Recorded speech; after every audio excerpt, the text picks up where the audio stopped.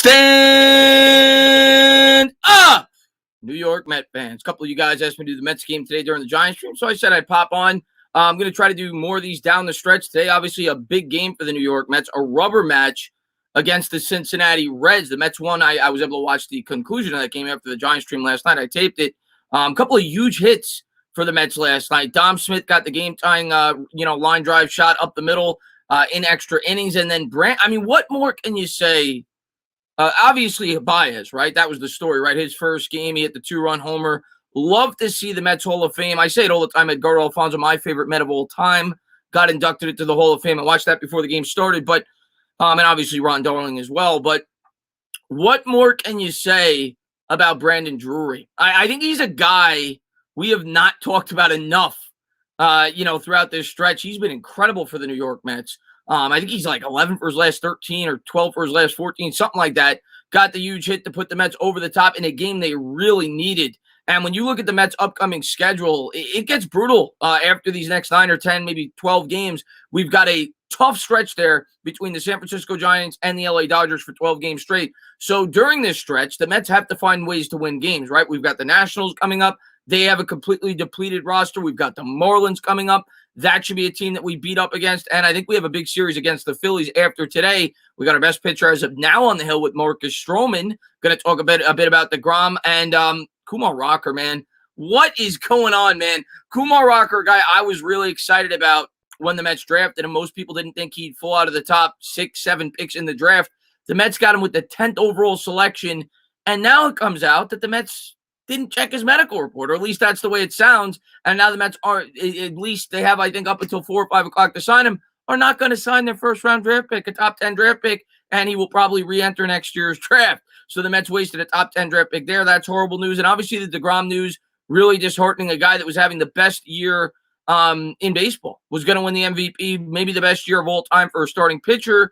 Obviously had a setback, and now he's going to not be able to throw the ball for 2 weeks. I'm hoping he can come back at full strength, but the Mets got to find a way to get it done. They come in 7 games over 500, 4 games up in the division with 59 games to play. They've got the Phillies and the Braves nipping at their heels. Got a big game today. Let's say hello to a couple people in the chat. What's going on there, Mike? Man, thanks for popping in the stream. Mets get the number 11. Yeah, it just sucks, man, because I was excited for bringing him in. Taco, Afghanistan, man, thanks for popping in the stream. Stephen Lim, man, what's going on? Mike Nixon, Division in the chat. Polar Bear Pete in the chat. Yeah, Brandon Drury's been a beast. I don't think we've talked enough about him. He's kind of been one of the unsung heroes of this team. He's got a number of huge hits for this team, and he's hot right now. He's been the Mets bench as a whole. I feel like, what's going on, Nick? Man, thanks for popping in the stream. The Mets bench as a whole this year has just kept this team afloat. The bench mob, as they call themselves, has just kept this team afloat. It's been incredible. Brandon Drury, a guy that you didn't expect anything from. I think we called him up. We sent him back down. We called him back. He's been great. Kevin Pillar's had some big hits. Jose Peraza had the big home run, right? Obviously, VR, when called into more action, has done a great job for this Mets team. Some of the bench players on this team have really kept this team afloat this year. It's been nice to see. Alien, man, what's going on, man? Thanks for popping in the stream. He says, sup, Dana? Let's go, Mets. Let's get a W today, man. We got Stroman on the hill. We'll see if he can get the job done, but I'm looking forward to it.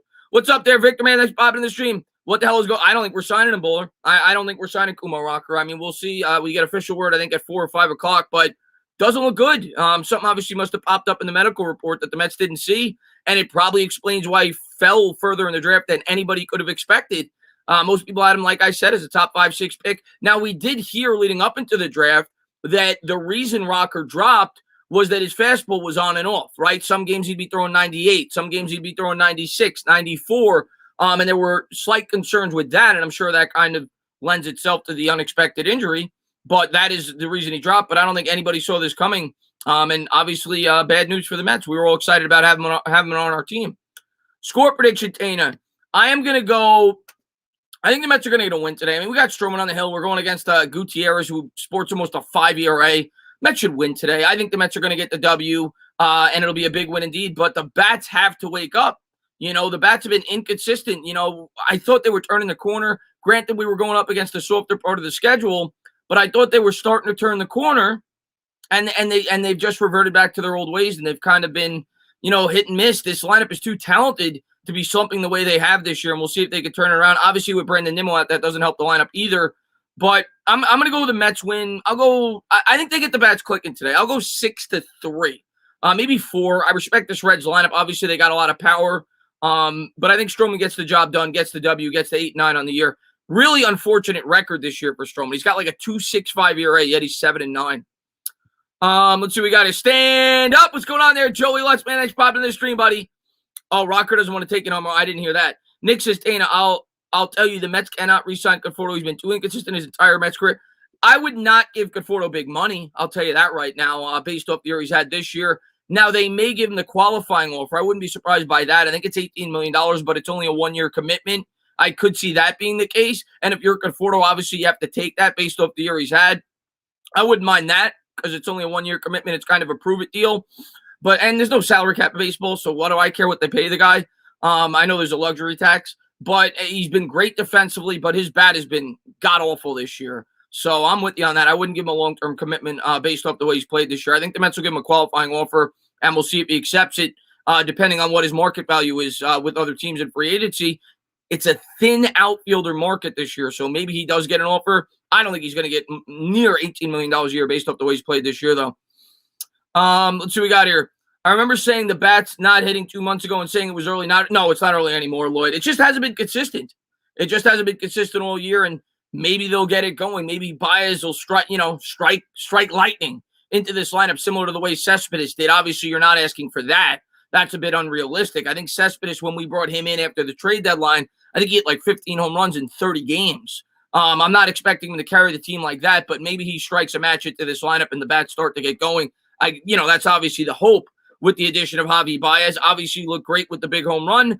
You're going to, he's going to be a frustrating player, right? Because he strikes out a lot. So he's not my type of player. He's going to chase a lot of pitches. You saw that last night in the at-bat in the 9th inning where they threw him like 5 straight sliders. They tried to get him to chase out of the zone. But he's also going to hit big home runs, which he did there. So I think he's a good addition to this lineup. And we just got to hope we get Lindor back in a couple of weeks. Hope we get the DeGrom back by September. And if everything works out, maybe the Mets could do some damage come playoff time. But we got a long ways to go. We got 59 games to play. And the Mets got to stay afloat like they've done all year and hope that these, big hit-back players get back and get healthy. What's up, Sports Critic, man? Glad to see you, man. Hopefully you're enjoying your summer, man. Hopefully everybody's enjoying their Sunday. Nice weather out today. Taco, Chris, NBA free agency's in August 3rd. So I think midnight tomorrow, actually, it officially starts. I don't think the Knicks are going to do anything huge, but we'll see. I think it'll be short-term contracts. Maybe we end up with Kyle Lowry. I could see that. But I don't see us getting anybody gigantic. But I think we'll add a couple of nice pieces. Let's go, Mets, baby. Another Baez bomb tonight. I hope so, Darren. I hope so. I'm going to say yes. I think he's going up against a favorable pitcher. He seems to be the type of player who they say has a feeling for the moment. So I'll say yes. I think Baez gets off to a nice start with the Mets. I think it's another home run today. I think Baez is going to have another home run today. What's up, Corn Dog, man? Thanks for popping in the stream, man. Crazy Dog says NBA free agency starts. 6 p.m. tomorrow. Okay, I thought it was midnight. So 6 p.m. tomorrow. Okay, so we'll see. I think they can't officially sign till the 6th, but obviously you receive word tomorrow. At least starts the flow as to who may be going where. Callum, man, thanks for popping in the stream, buddy. Hi, Chris. Hope you're doing well. I'm doing good, man. Glad to see you, buddy. Are you concerned Baez won't re-sign in the offseason? I'm going to say no. I think if the Mets want to bring Baez back, he's going to be here. We'll see. But obviously, we know the Mets have an empty wallet. They could spend whatever they want to spend. Lindor wants him here. Obviously, the Mets want Lindor to be healthy, to be happy, rather, and healthy. He signed him to a 10-year deal. He's best friends with Lindor. Lindor had a lot to do with why we brought Baez in to begin with. So my guess is Baez wants to be a Met, and I think the Mets ultimately will end up keeping him. But we'll see. We'll see how the offseason plays out. But I think we will keep him. Worst case scenario, like you said, you took a shot, you took a swing to try to win a World Series, and you miss out on him. But I think much like Cespedes, as long as Baez performs, he will be back with the New York Mets. Sports Critic, man, thank you very much. I appreciate it. He says, thanks for taking Baez away from the Cubs, and I love how much the Cubs will stink now that they are under the rebuild. I'm going to tell you, Amir, I'm going to be honest with you. I don't understand why the Cubs did what they did. And I'm not saying that they shouldn't have sold some of their pieces that they didn't want there to be long-term. They did a complete overhaul for a team that spends a lot of money. I think they could have been right back in the thick of it last year. I was surprised the Cubs sold off as much as they did. Obviously, it's going to help their farm system, but they sold everybody I was a bit surprised by it. But yeah, obviously I'm happy we ultimately ended up with Javi Baez. I think a lot of Mets fans wanted Chris Bryant. But I'm happy with Javi Baez. I think it was a good pickup for the Mets. Yeah, they sold everybody. I want to see Lindor. Oh, Lindor. I think that's going to be about 2 or 3 weeks away, Joe. But I think it's going to be a dynamic double play combination up the middle of this infield. McCann, another guy I want to talk about, I think is incredibly underrated with this New York Mets team this year. His defense has been terrific. You saw it yesterday. I think they showed the stat yesterday. He's thrown out like 30% of base runners, which is a huge improvement for the Mets. The middle of the defense for the Mets this year has been so much improved between McCann. Now you're going to get Lindor back, obviously with the addition of Baez. Kellen, man, what's going on? He says, my daughter got over Corona, so great to hear that, man. Great to hear that, and I'm glad that she's doing well, and thank you for popping in the stream, man. Chris, nervous about Danny Dimes. I'm not down for a bad season. If we suck, I'll be pissed. I don't call him Danny Dimes. He's got to earn a nickname for me, but of course I'm a little bit nervous, but I do think Daniel Jones is going to have a strong year. Now, I'm not going to say have unrealistic expectations, but I think he's going to have a strong year. Mike Lowe says, glad we passed on Rocker. Hope his organization focuses on pitchers and stop with the flamethrowers. Okay. I obviously after we drafted him, I wanted to sign him. I didn't want to waste the top 10 pick, but that does not seem to be the case. But I was talking to my friend actually the other day when I went to the Mets game. In today's baseball, with how often pitchers get hurt, and hopefully we're not seeing it again with DeGrom, I would build my team around position players and look to acquire pitchers via trade or free agency with short-term contracts. They just get hurt way too often. It's almost expected that when you draft a pitcher, he's going to sustain an injury.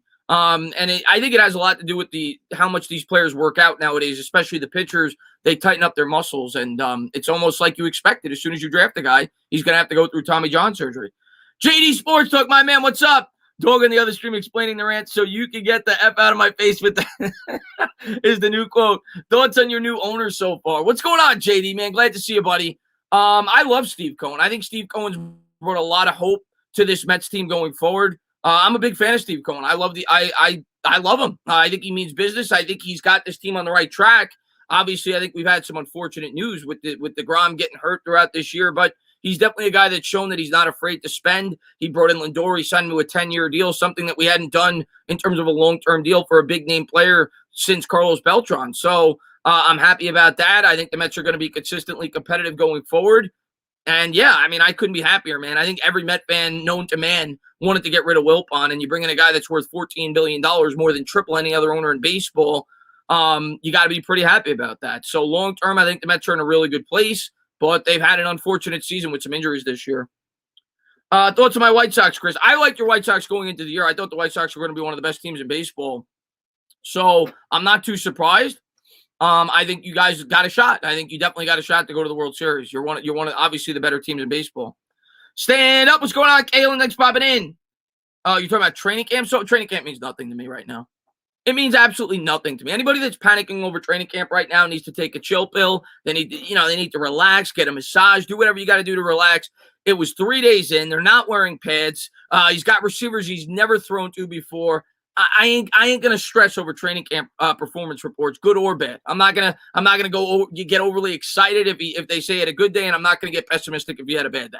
It means nothing so far to me up to this point. Obviously, health is the major concern, but as far as Daniel Jones and the offense's performance, 3 days or 4 days into practice, I'm not going to stress out about that. What's with the Mets and all the sports critic? I don't know, man. It's they've just had so many unfortunate injuries so far this year, and I hope they could overcome it. But yeah, we've had a lot of bad luck so far this year. They've done a good job overcoming it throughout the year, but your two best players out with DeGrom and Lindor, it's going to be tough.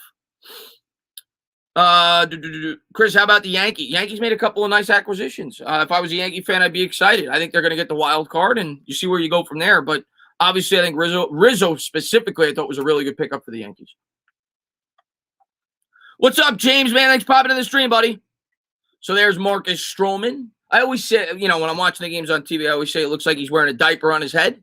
Getting ready to pitch here for the New York Mets. Stroman, a control pitcher. He's been really good. 2.63 ERA in a contract year. I expect the New York Mets to probably give him a contract extension with how well he's pitched this year.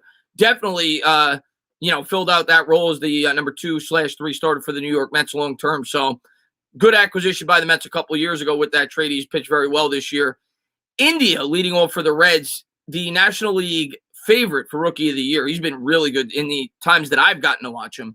Winker's going to be batting second, Farmer batting third. Stevenson, the catcher, clean up today. They'll have Schrock playing first base. Suarez, who hit the home run last night for the Reds, third base, batting sixth. They'll have Tyler Naquin in center field, and I missed the last two. Stroman on the year, throwing to a 2.63 ERA, 116 innings, 102 hits, 27 walks, 97 strikeouts with a 1.11 WHIP. Jose Altuve, man, thank you very much, man. What's the last Met game I went to? I went to the Met game about a week ago. I've been to 3 or 4 Met games this year. I went to a Met game about a week ago. It was the game where they got destroyed. I think it was 12-5. Jose Altuve, man, thank you very much. Hola, Senor Tena. Currently at batting practice. All right, Altuve. Hopefully you're not cheating. And here's Stroman. Here's the first pitch to India.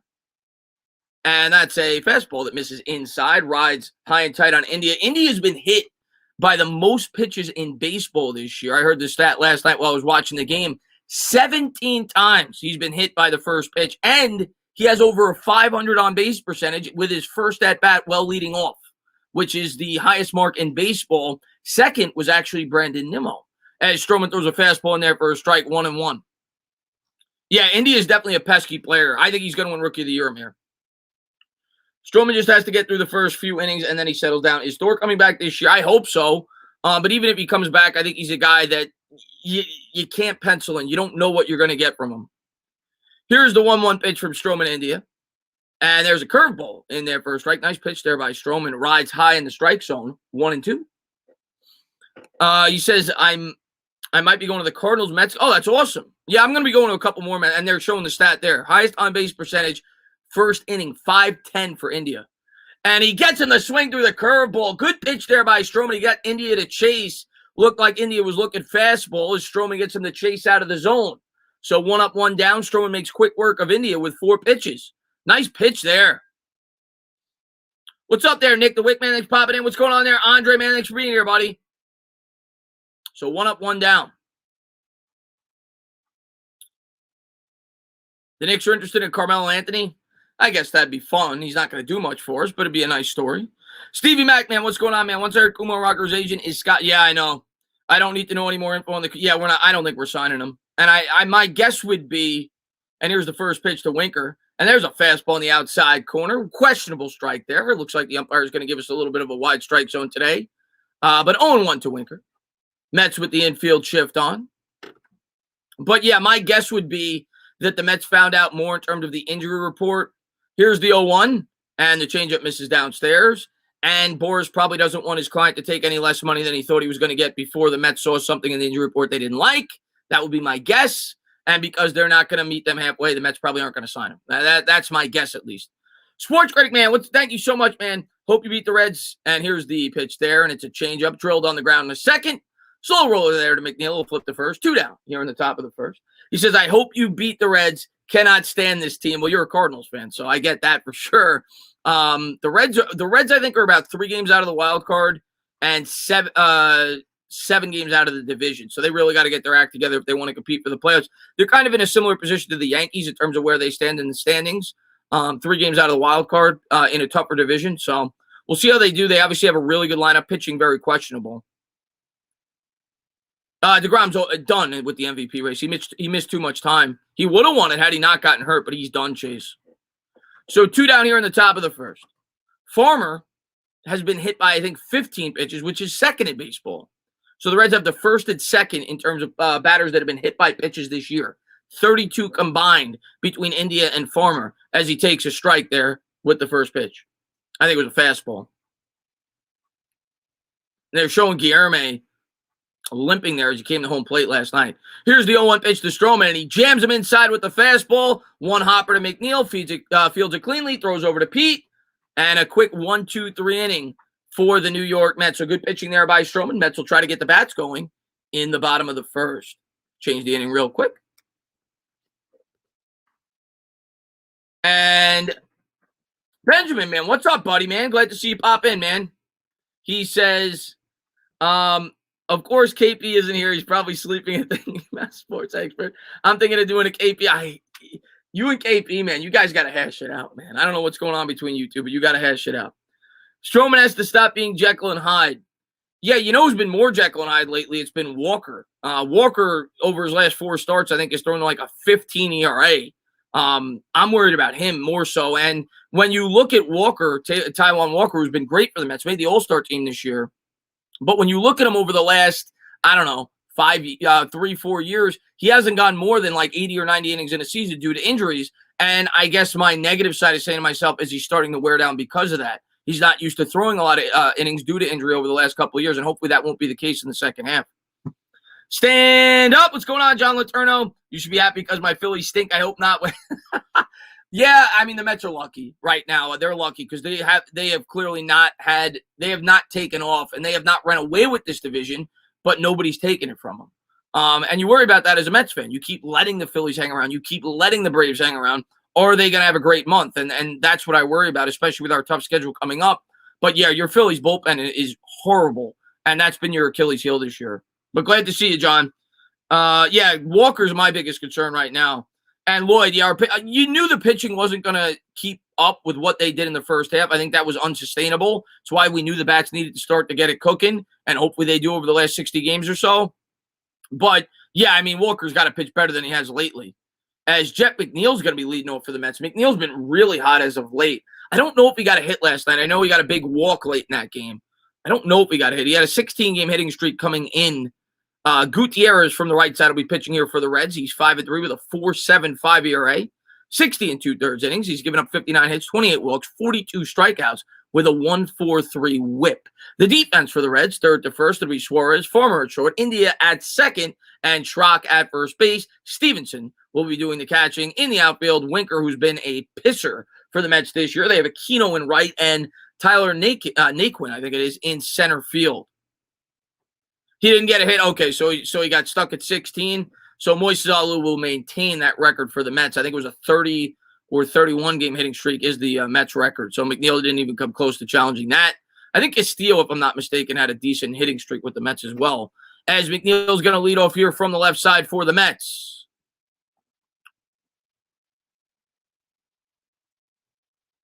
Yeah, we are lucky to have the record that we do. There's no doubt about it.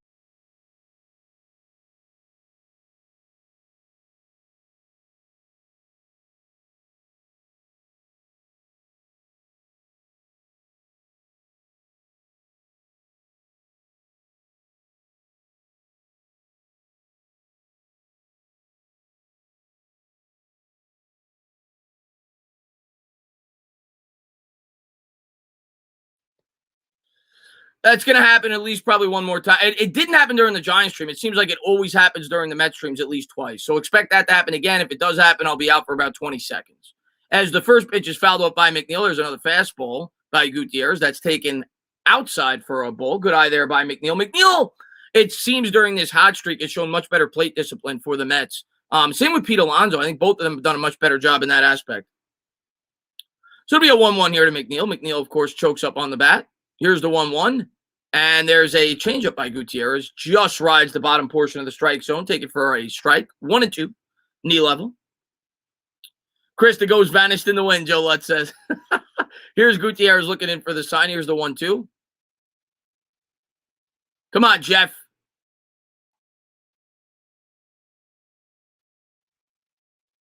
And, yeah, he's definitely got a wide strike zone. Like I say, Nick, I never complain as long as it's consistent. But definitely got a wide strike zone. He called a outside pitch there, strike for the Mets in the first inning, and now it looks like he's got a low strike zone to McNeil. Here's the 1-2, and that's a fastball. McNeil was guessing. He takes strike 3 right down the middle. So 1 up, 1 down here in the bottom of the first. Yeah. What's going on there, Pete? What's going on there, Irishman? Glad to see you, buddy. Thank you guys for being here. So 1 out here in the bottom of the first. And that's going to bring up Pete Alonso, the polar bear, from the right side. He's started to get it together as of late. We'll see if he can keep it going. What's up, Paul, man? Glad to see you, buddy. And Alonso steps in from the right side. Big game today for the Mets as they look to at least hold on to their 4-game advantage. And like I said, man, with their schedule coming up, these are the types of teams, especially when you got Stroman on the hill, you got to find a way to win these games. And here's the first pitch to Pete. And it's a fastball taking outside for a ball, 94-mile-an-hour fastball. Pete on the year batting .260, 23 homers, 62 RBI. So right around what you expect. Maybe a little bit more in the home run department going into the year, but in terms of the average, the RBIs, being that he hits in the number 2 spot, usually it's about right where you expect him to be. It'll be a 1-0 here to Alonso. And here's the pitch by Gutierrez. And the fastball rides inside. Good job again by Pete Toledo. Pete's plate discipline since he started to heat up has been much better. You saw there for about a month, he was swinging at every first pitch. He was chasing balls high up in the zone. He's been much more disciplined, and I think it's why you've started to see his bat heat up a bit. It's going to be a 2-0 here by Gutierrez.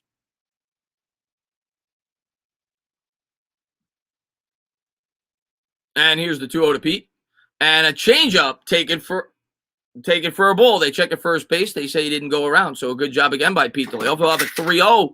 Yesterday, the Mets, they really they went after it when it was 3-0. They gave them the green light. Baez swung on 3-0. Pete's been swinging on 3-0 as of late. The Mets have been aggressive at the plate, not looking for walks. They've been looking to hit the ball out of the ballpark. Dom Smith on deck batting in the 3-0 today for the Mets.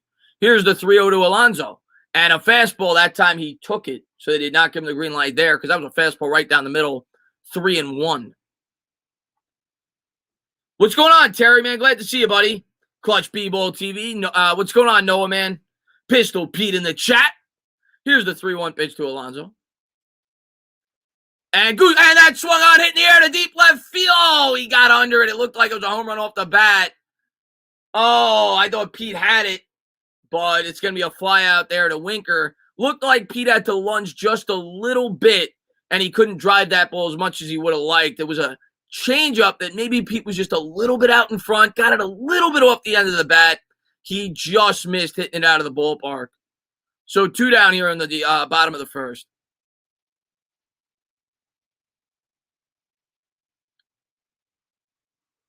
What's up there, Anthony, man? Thanks for popping in, buddy.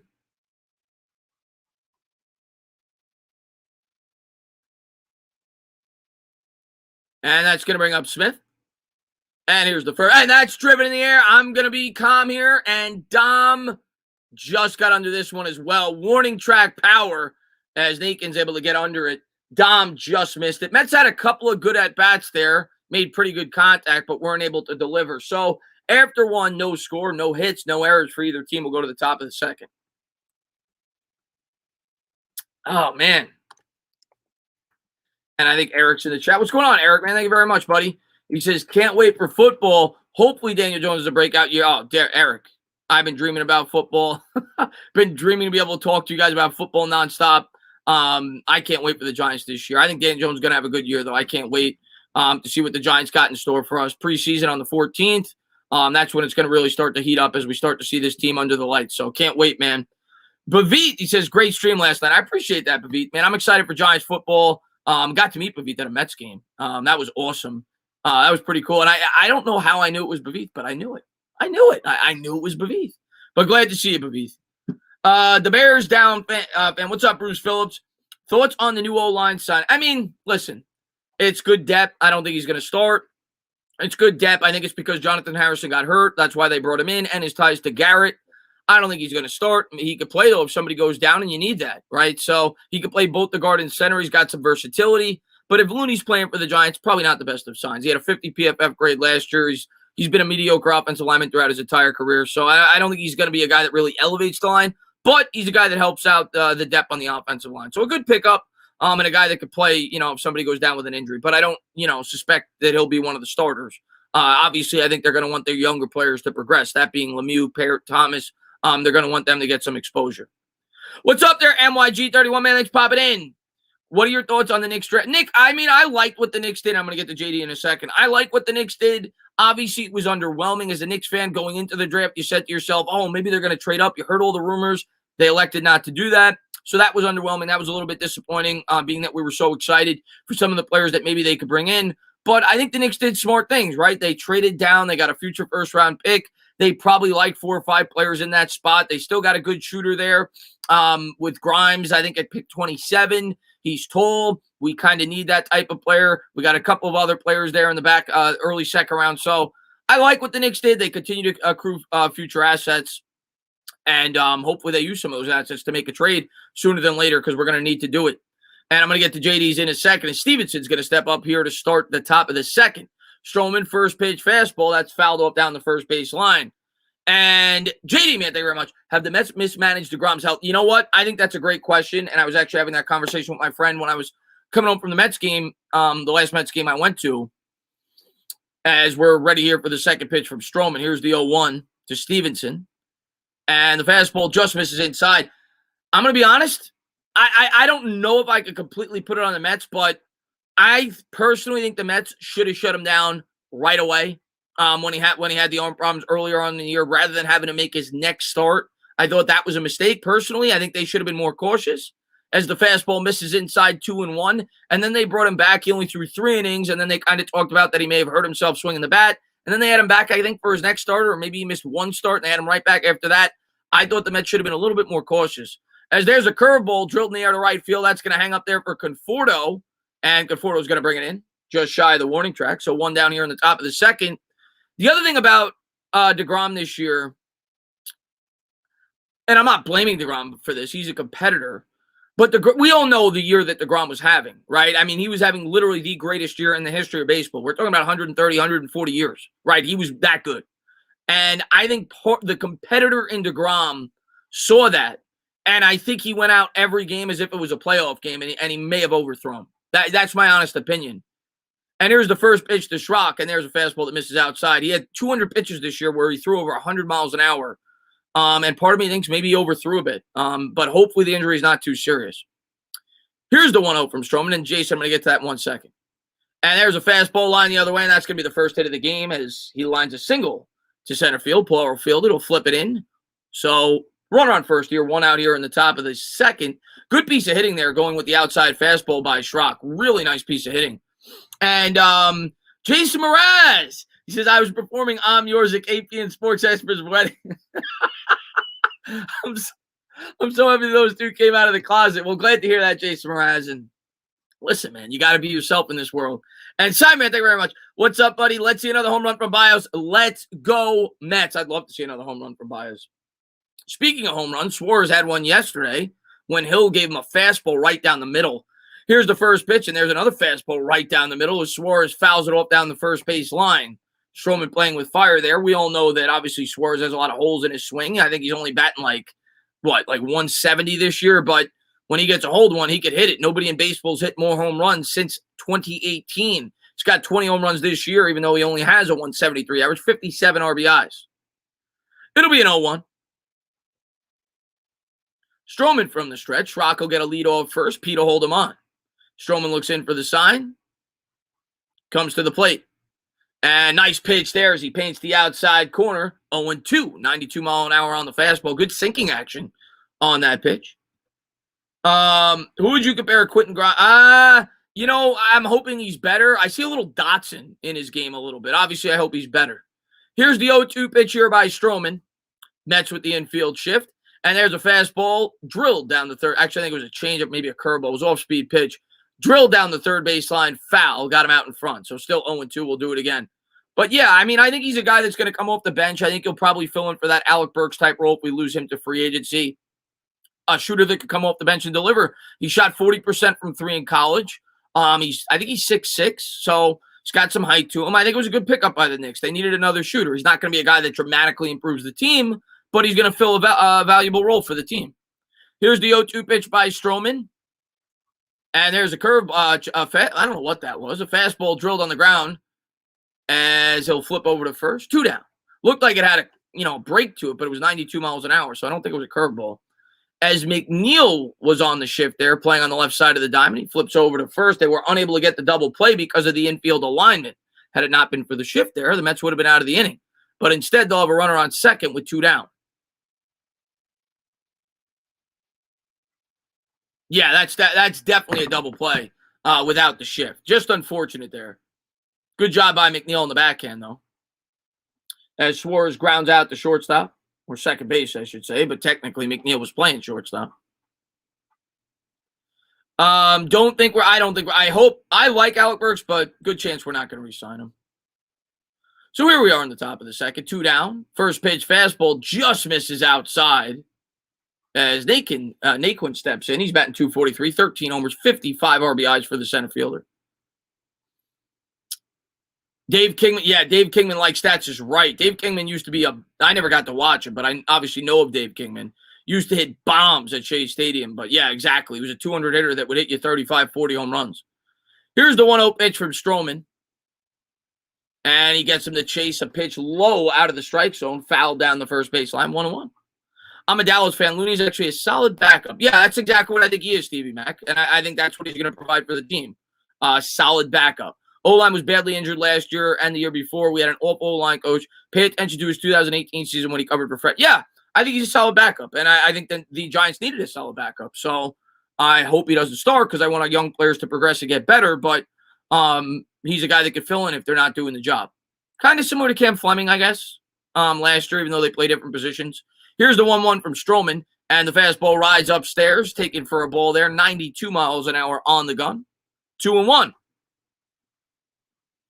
Aquino on deck for the Reds. I think we might. I see no reason not to re-sign Gibson. He's not going to cost you anything. And he was a valuable player for the Knicks last year if he wants to come back. Obviously, with ties to Thibodeau as well. Here's the 2-1 from Stroman. And nice pitch there with the curveball. Got him to chase out of the zone. 2-2. Good late break there from Stroman.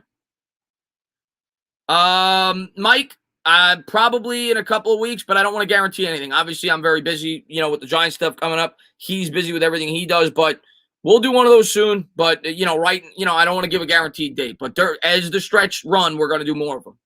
It's going to be a 2-2 here from Stroman. Runner on second. 2 down here in the top of the second. Stroman looks in for the sign. Here's the pitch. And there's a changeup hit in the air to center field. Pilar will get there, and that'll do it. We'll go to the bottom of the second. No score. Mets coming up. So Stroman's looked really good today so far. Obviously, the one hit was hit well, but overall, he's pitched the contact pretty well. They haven't really put the bat on the ball that well. So Stroman's looked pretty good so far to start this game against a very good lineup with the Cincinnati Reds. We'll see if Baez could get the Mets going here in the second inning.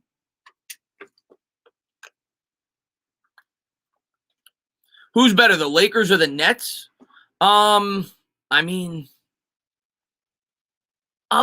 That's tough, man, because I don't know if the Nets are going to stay healthy.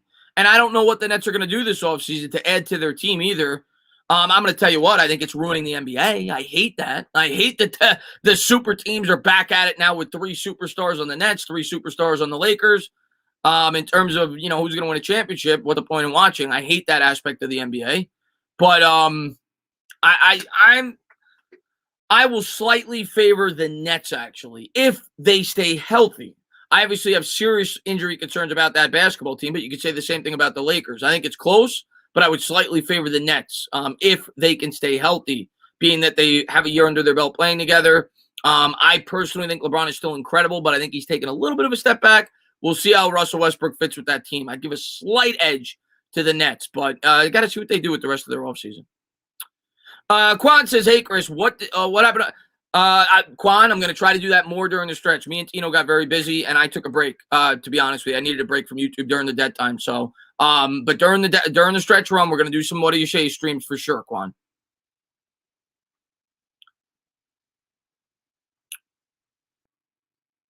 I heard Derrick Rose might go home to Chicago. I hope not. Or give up any more 3-run. Oh, God. Yeah, well, yesterday we gave up a 3-run homer to Suarez. Hopefully that won't be the case today, Mike. Stroman's looked good so far, though. Baez is going to lead off here for the Mets. Baez, obviously, the book on him, a power hitter. He's going to strike out a ton. And he's also going to hit you a lot of home runs. He's got 23 home runs. One is a Met. But look for the Reds to try to get him to chase out of the strike zone. That's what he's known for. He's got an on-base percentage under 300. But very good defensive player and a lot of power. And obviously, he's got postseason experience. Here's the first pitch by Gutierrez to Baez and the fastball. Good job there to lay off it. 94 off the outside corner. Baez coming in at a 248 average, 23 homers, 67 RBIs, 781 OPS, playing shortstop for the Mets until Lindor's back. Here's the 1-0 by Gutierrez to Baez, and there's a curveball. And Baez, I'll say one thing about Baez that I've noticed is he fouls that off. That'll reach the seats. Baez does not get cheated. Every pitch this guy sees, he's going all out. He's trying to hit the ball out of the stadium. Every pitch this guy sees. Two-time All-Star in 2018 and 2019. It'll be a 1-1 here to Baez. As Gutierrez looks in for the sign, here's the 1-1. And there's a curveball in the dirt. Good job by Baez to lay off. 2-1. As they're showing Javi Baez's in-zone swing rate, 57%. First pitch swing rate, 43%. And chase rate, 47%, which ranks third in the league.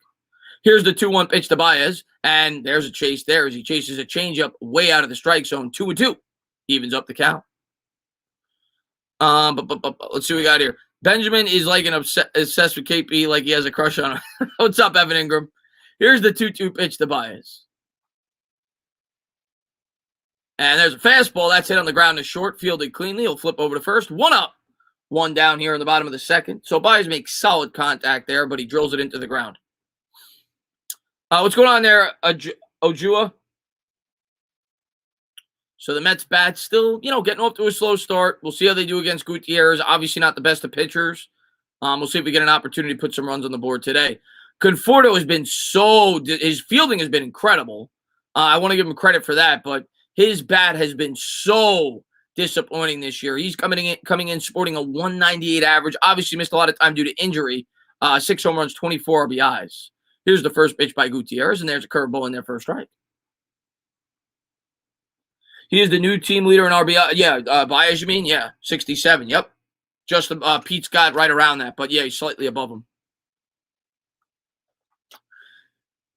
And here's Gutierrez. And here's the windup and the pitch to Conforto. And a fastball that's hit on the ground to second. He'll flip it over. 2 up, 2 down here in the bottom of the second is Conforto.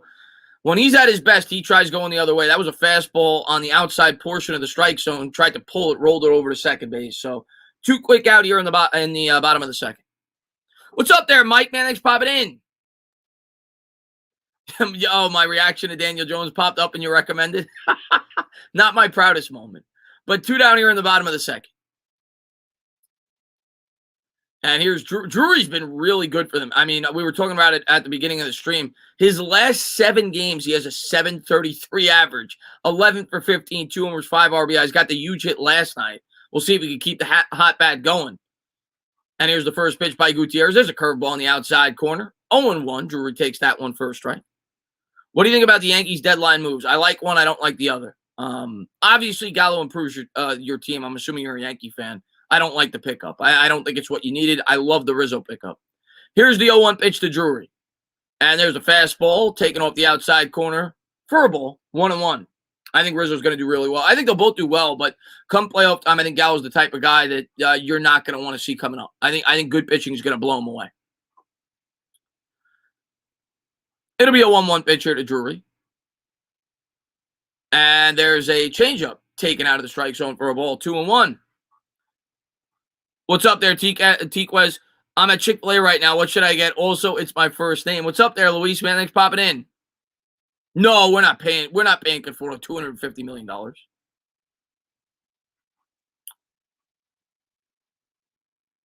And here's the 2-1. And there's a curveball taken for a ball in the dirt. So good job there by Drury to lay off. 3-1. Drury here, you're batting in the 6th spot. 2 outs. If you're Drury here, you got to be swinging for the fences here. You're looking for a fastball, middle in, and you're trying to take this deep. It's a perfect opportunity to be looking at a home run here with nobody on and 2 outs. Here's the 3-1 by Gutierrez, and he does get a fastball, but it's a little low, so he takes it for ball 4. So the Mets will have a 2-out base runner here in the bottom of the second.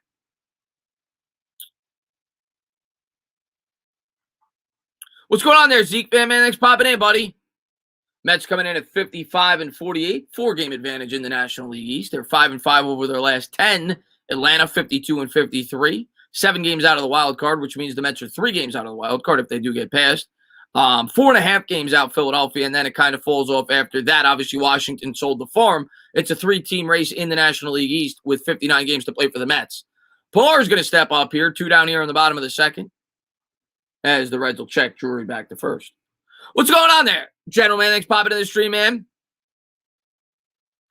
Who clowned? I didn't clown Lindor. I still think Lindor is going to be really good for the Mets. Lindor was showing signs of starting to really turn it around before the injury. Drury with a healthy lead off first.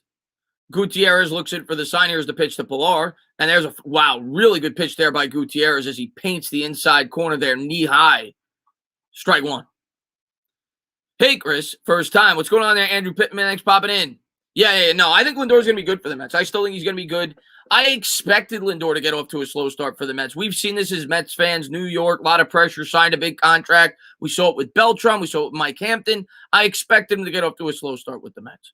Here's the 0-1 to Pilar from Gutierrez. And there's, again, they got to go with that pitch. He hit it hard as Pilar grounds out the shortstop. They flip the second. That'll get us to the top of the third. But the Mets have been trying to pull that outside fastball. And until such time they start to try to drive that the other way, Gutierrez is going to continue to try to live on that outside corner. Let's go to the top of the third. No score.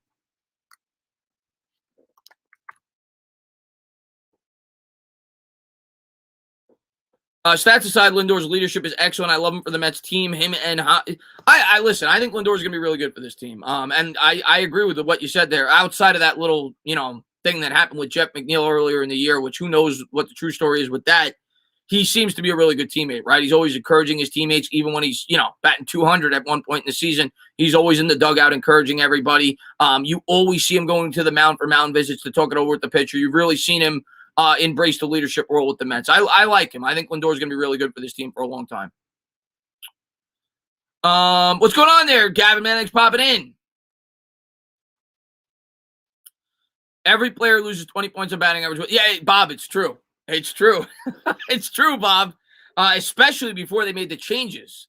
I remember feeling so bad when they first built Citi Field, Bob. I felt so bad for David Wright. I remember David Wright, I think we were playing the Braves, and I think Chipper Jones hit a shot off the top of the wall in left field. And I remember him being on third base. Maybe it was a triple, and he was talking to David Wright, and you could tell that David Wright was telling him how discouraged he was with the ballpark. I felt so bad for David Wright. I remember his first year here before they changed the dimensions, he hit like 10 home runs, and he had 9 or 10 balls that would have been home runs. Haven't had a good duo in the infield since Wright and Reyes, that's for sure. Best defense ever, though, since in Mets history and arguably in baseball history, was the 1999 Mets infield. John Olerud, you had Fonzie at second, you had Ordonez at short, and Robin Ventura at third. You'll never see a better infield than that. What's the better pairing? Lindor. Well, defensively, I would go with Lindor and Javi. Defensively, Wright and Reyes were very good in their own right, but I mean, you're talking about gold glovers there with those two. Wright won gold gloves too, but I would go with Lindor and Baez defensively. Plus, they play, in the middle, short and second. Hey, Chris, what's up? What's going on there? Vibe, man, thanks popping in, buddy. We're going to go to the top of the third. Here's the first pitch by Stroman. And there's he's got good late movement to that fastball today. Stroman gets it in on the inside corner to Aquino. This guy's a really good prospect, but he's been pretty underwhelming. He's batting .227, 6 homers, 12 RBIs. And a fastball misses outside by Stroman, 1-1. Oh, I love David Wright, man.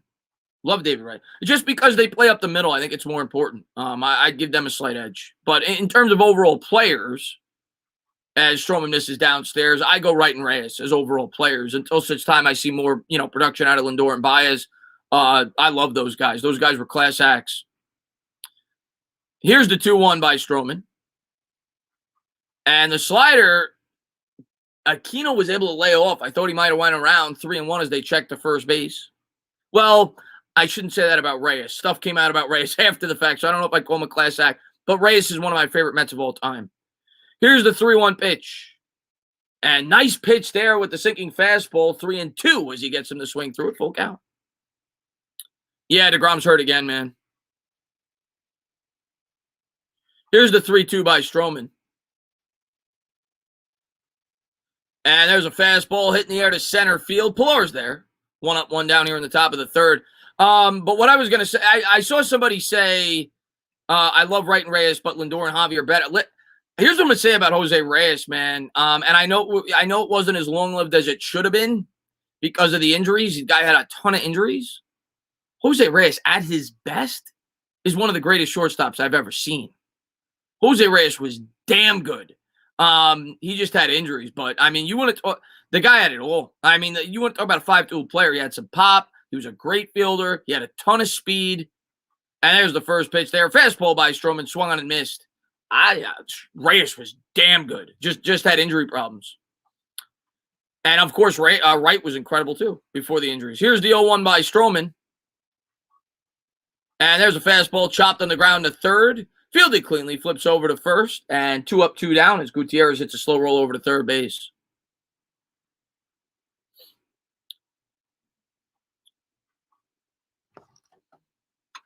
I mean, Reyes won the batting title, right? In 2013? His best year as a Met, though, was 06. I mean, you go back, you look at the stat line for Reyes that year. I mean, my God, incredible. And here's India stepping in from the right side. He's batting .278, 10 homers, 42 RBIs with an .834 OPS. Stroman from the stretch. Well, it's the windup. It kind of looks like a stretch. And here's the first pitch to India. And there's a fastball right down the middle, driven deep to center field. It turns Blower around the wrong way. It's going to go all the way to the wall. India's going to be in there with a stand-up double. This guy, man, and obviously we've seen a lot of games with the Reds lately with the Mets. They've played them a lot. This guy's going to be a damn good player. He's a rookie. He impresses me. India swings a really good bat. He is a really nice part of the future for the Cincinnati Reds. Bad pitch there by Stroman right down the middle, but India does a good job there collapsing the hands to get the barrel on the bat, and he drives it deep to center field. I don't know if Blower would have caught it had he taken the right route on the ball. He got turned around twice, but you rarely see Blower there, who's pretty sure-handed in the outfield, get tricked on a play there.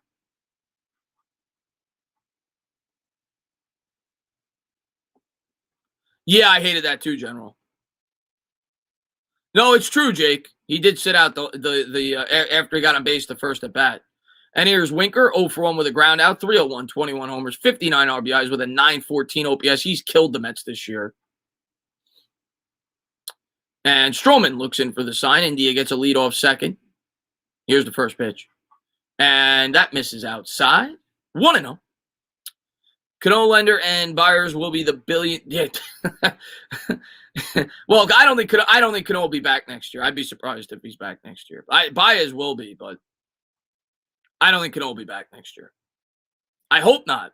I don't see how he could be if we bring Baez back. Well, maybe with the DH, and if they have to have him on due to the contract. And there's a fastball, misses outside by Stroman, 2-0. Yeah, I guess with the DH, but I mean, you got J.D. Davis too. It's gonna be hard, man, to get him into the lineup if he's on the team. And here's the 2-0 pitch by Stroman. India leads from second. Stroman looks in for the sign, and there's a curveball in there for a strike, 2-1. Oh, Lindor and Baez is what you meant to say, yeah. I just hope Cano retires. And Farmer on deck. Farmer's a pretty good hitter in his own right. But Winker scares me a lot more. I'm sure Stroman's going to pitch him carefully here. Here's the 2-1. And, got him out in front with the curveball. Challenged him there. That was right down the middle. But obviously he was looking dead red. 2-2 as Stroman got Winker out in front. So a big pitch coming up here for Stro. Come on, Stroman, get out of it.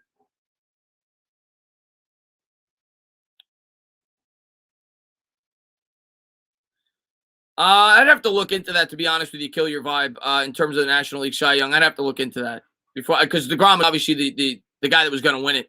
Nice pitch there by Stroman, a fastball up and out of the zone. He got him to chase. So a good job there by Stroman to get out of it as we go to the bottom of the third. This guy always talks smack, man. Stroman is always talking smack. And I know that Winker's got a big mouth too.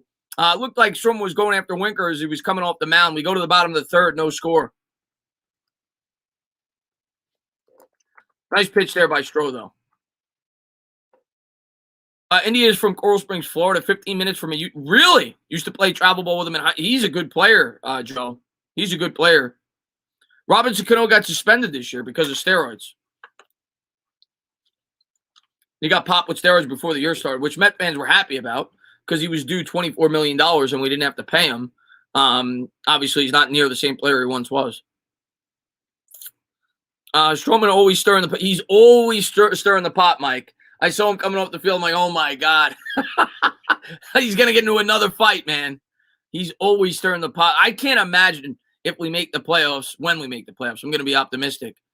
What Stroman's going to be like in terms of, his trash talk in the big situation. But he's been good for the Mets, though. I can't say much. I mean, I think we have to bring him back. But we're getting ready here for the bottom of the third. We'll see if the Mets can get the bats going. It'll be 8, 9, and then the top of the order for the Mets. So hopefully we get a guy on. Stroman bats bunts him over to second. Maybe we get a guy in scoring position. Stroman swag levels are off the chart. Yeah, they are. He's the exact opposite of yes, he is, George. The exact opposite. DeGrom is a guy that just goes out there, does his job, doesn't talk. Stroman is definitely an in-your-face type personality, and you know what? One thing I'll appreciate about him. He is who he is. He's not going to change, but sometimes I think he needs to dial it back a little bit. Yeah, he does, General, for sure, man. He's got fire for sure. I get it a little bit there with Winker because, to be honest, Winker's been insane with the Mets fans this year. How much smack talk he's had when he's gone up against the Mets at Citi Field. So I get a little bit there, him talking a little bit of smack, but he's got to dial it back a little bit. Stroman also went to Medford. I know that. Yeah, he grew up in Long Island. I knew that about Stroman. New York kid. So good to see him back pitching with the Mets. So here we go. Bottom of the third. Mets still hitless in this ballgame as Gutierrez will take the mound here for the third inning. Nito doing the catching, a leadoff here for the Mets. First ball swinging on the fastball as he'll fly out to center field. Gave it a pretty good ride there, just short of the warning track, but 1 up, 1 down as Gutierrez makes quick work of Nito. That'll bring up Stroman. What's up there, diehard Yankees fan, man? Thanks for popping in the stream. Stroman on the air batting .094. He's had a couple of bunt base hits, if I remember correctly, recently, but not much of a threat there up at the plate. One thing I don't like about Stroman in terms of his plate approach this year with the Mets, and I know he doesn't have a lot of experience doing it, usually want your pitcher to take a couple of pitches, try to get the pitch count up a little bit. Usually swings at the first pitch more often than he should. But Red's not going to really have to worry about that pitch count today. Here's the first pitch to Stroman, and that fastball is taken for a ball out of the strike zone. Stroman on the air, like I said, .094. He's got 1 RBI with a .328 OPS. Here's the 1-0 from Gutierrez, and he swings at the fastball. It's a slow roller in the dirt. Stroman's hustling it out, and he just missed getting a base hit there. He was a foot short there. Good hustle there by Stroman. He's got good athleticism, as he was almost able to beat out an infield single. A swinging bunt there. Good play there by Stevenson as he grabbed it with his bare hand. Quick turn, throws over to first.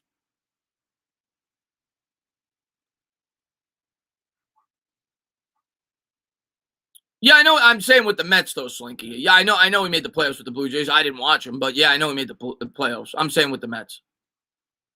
So 2 down here in the bottom of the third. And Stroman never pitches well against the Yankees. McNeil stepping up here from the left side. He's batting .275, 5 homers, 24 RBIs. Probably outside of Drury, probably the hottest bat in the Mets lineup. And here's the first pitch by Gutierrez. And there's a curveball. Good pitch, man. Gutierrez looked good today as the curveball nips the bottom portion of the strike zone there. 0-1. Only 28 pitches for Gutierrez. And here's the windup and the pitch. Here's the 0-1. And another curveball as McNeil chases one a little bit out of the zone there.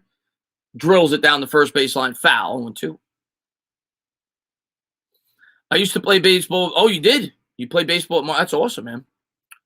And they're showing McNeil's ground ball rate. That's up a little bit this year to 46%. The fly ball rate at 23%. And the whiff rate at 9. He's pretty consistent when you look at his 4-year split. Whiff rates between 16 and 20%. Here's the 0-2 to McNeil. And a fastball swung on and hit in the air down the left field line. Foul. McNeil's, in my opinion, might be our best pure hitter on this team. Good contact hitter. And they're showing the change in stance for McNeil from 2020 to 2021. McNeil, notorious for being a guy that changes his stance all the time. Yeah, Bad Dog dropped a lot of F-bombs.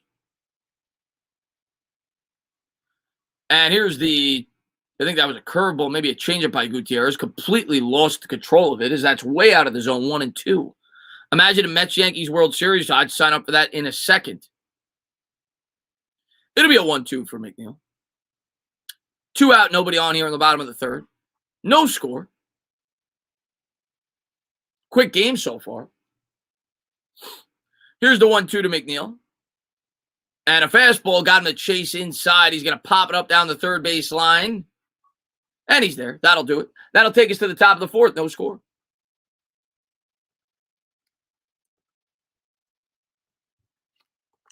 So the Mets still without a hit. You know, I going into this game, I saw it as an opportunity for the Mets really to get the bats going. Not the best of pitchers there with Gutierrez, and these bats, man, they can't get anything going right now, man.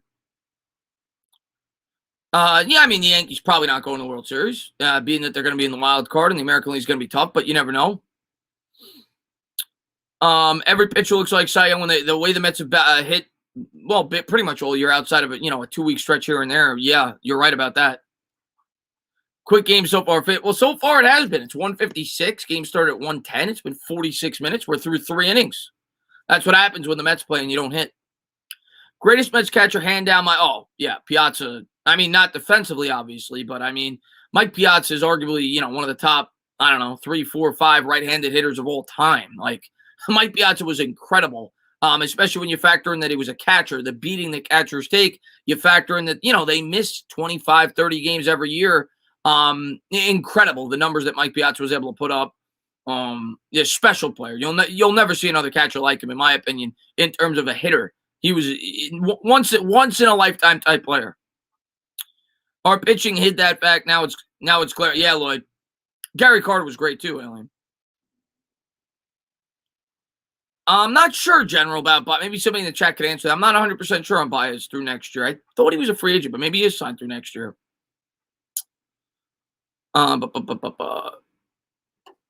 Georgia superstar is the level of player's game, not personality. I don't know who George was referring to.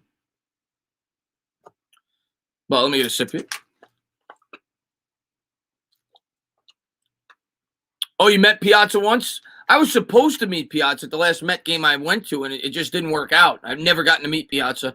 I've been at a couple of great moments for Piazza. I was at his record-breaking home run for a catch rate, the most home runs ever by a catcher. I was at that game, and I was at the game where where they retired his number as a Met. I was at that game too, and I was at his Hall of Fame induction ceremony.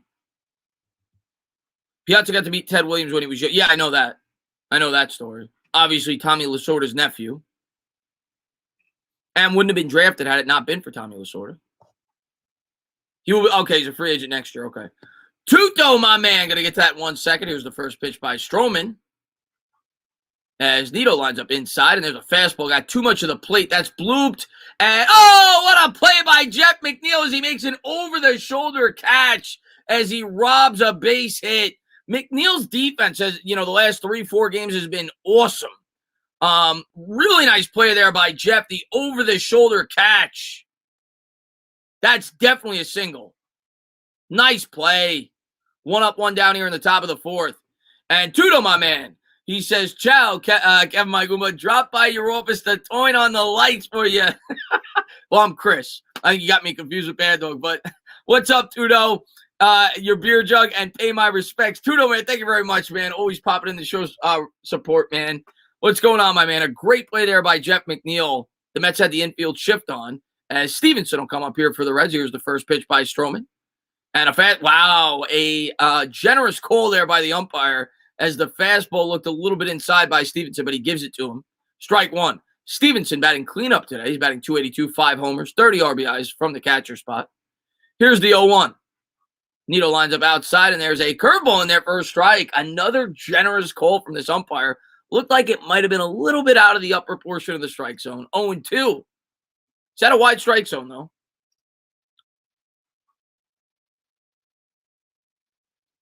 So 1 out, nobody on here in the top of the fourth for the Reds. Stroman looking to keep it going. Looks in for the sign. Here's the 0-2 pitch. Nito lines up outside. Oh, a little...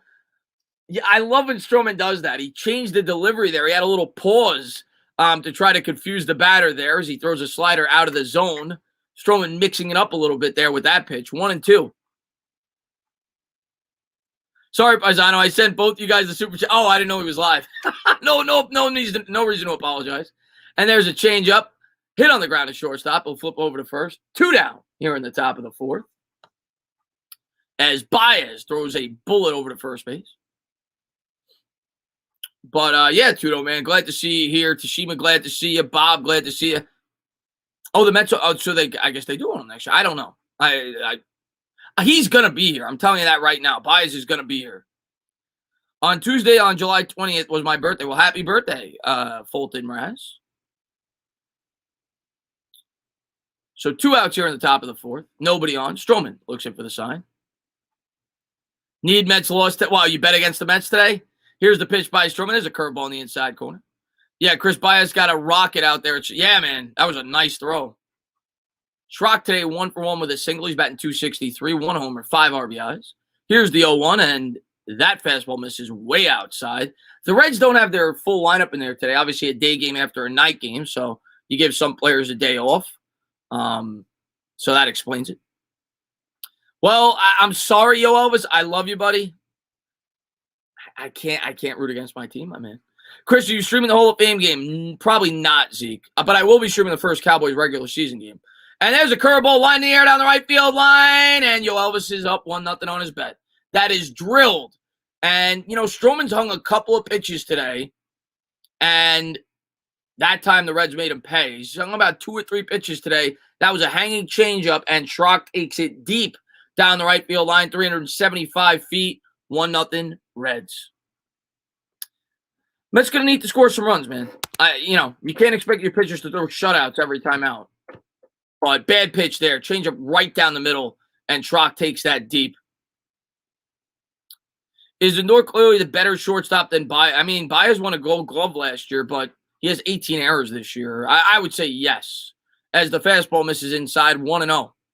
I don't get to watch them on an everyday basis, but Lindor is widely regarded as the best defensive shortstop. Here's the 1-0 from Stroman, and there's a fastball lined off of Baez's mid. It was a tough play. It was a frozen rope, and that's going to get in the outfield as Suarez is on with a 2-out single, and another not-so-good pitch there by Stroman. He's starting to hang some pitches here in the middle of the strike zone. Yeah, game's on SNY.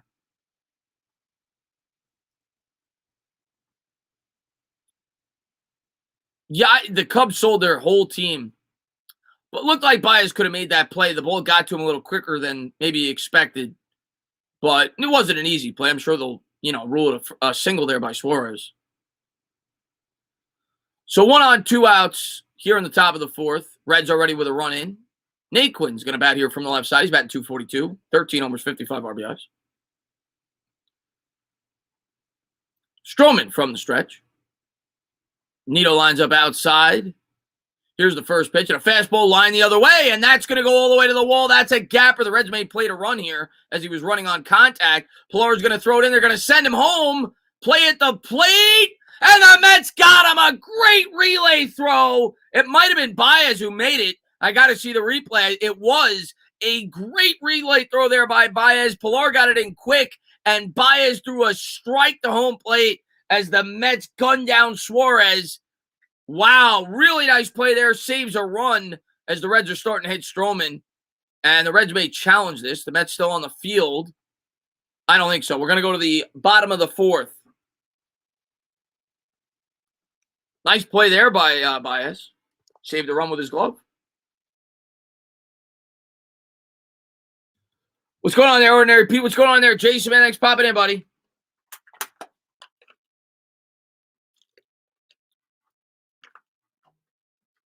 Yeah, you weren't kidding, Jake. You said earlier, I think, that he's got a rocket for an arm. He showed it twice so far today. He threw an absolute bullet over to first base on the routine ground ball, and then he throws a bullet to home. Pete needs to make better contact. Yeah, the whole team needs to make better contact. Top of the order coming up here for the Mets. We'll see if they can start to get it done.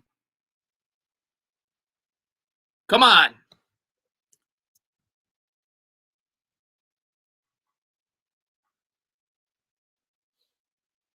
But yeah, Baez showing some good things early on with the Mets, with his glove and with his bat. You know, you could obviously make a strong argument he won the game for us yesterday with his first game as a New York Met, or at least was a big part of it with the 2-run homer. So, and today he saves a run with the glove. We'll see if the Mets could take advantage of it. Yeah, that was a really nice play for the Mets, General. Yeah, please let's get the bats going. Logan says, I'm a Cubs fan. How is that? He's off to, I mean, I think he's 1-for-5 or one, as a Met, but he had a home run and he just made a great play in the field. He gunned down a runner at home plate. Was saved the Mets a run.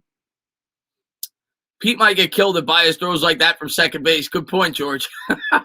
I'm sure I'll have to ease up a little bit from second base. But he looks like he throws a 100-mile-an-hour fastball.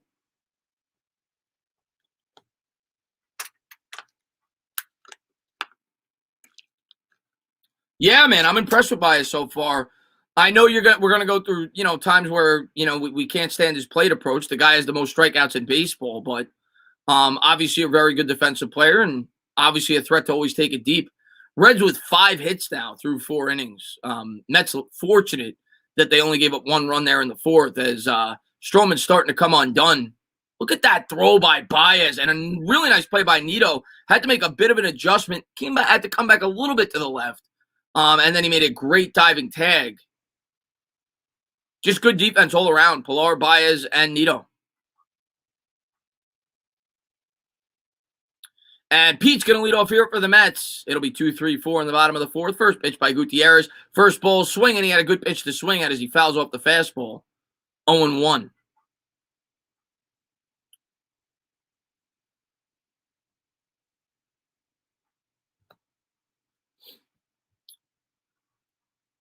And there's Pilar. I'm pretty sure he won a couple of gold gloves with the Blue Jays. Made the initial throw. Here's the 0-1 to Alonso. And there's a curveball. Good job there by Pete to lay off. 1-1. Pete now down to 259 after his first at bat. He's 0-for-1 with a flyout. 23 homers, 62 RBIs. And they're showing Suarez there at third base as he just got gunned down at the plate. Can we please get the bats going? It'll be a 1-1 here to Alonso. Gutierrez looks in for the sign. Looks like they called for a fastball inside. And here's the pitch to Pete. Fastball, that's drilled the other way to right field, giving chase. And, he's going to make a great play up along the fence. Aquino with a great catch. That had double written all over it. Turned Aquino around, and he was still able to make the play.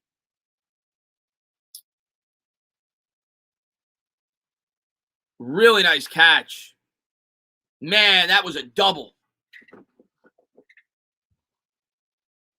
Watching for the Giants, too, and you and Bad Dog streaming preseason or preseason, Logan.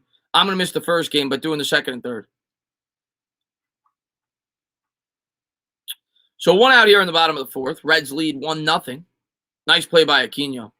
And here's the first pitch to Dom, and that's a curveball on the outside corner, 0-1. Dom coming in, batting .251, 11 homers, 46 RBIs. Been kind of waiting. Like, Dom had a nice stretch there, maybe, towards the beginning of the season, but been kind of waiting for Dom to break out in a hot streak. Here's the 0-1, and there's a changeup taken low for a ball, 1-1.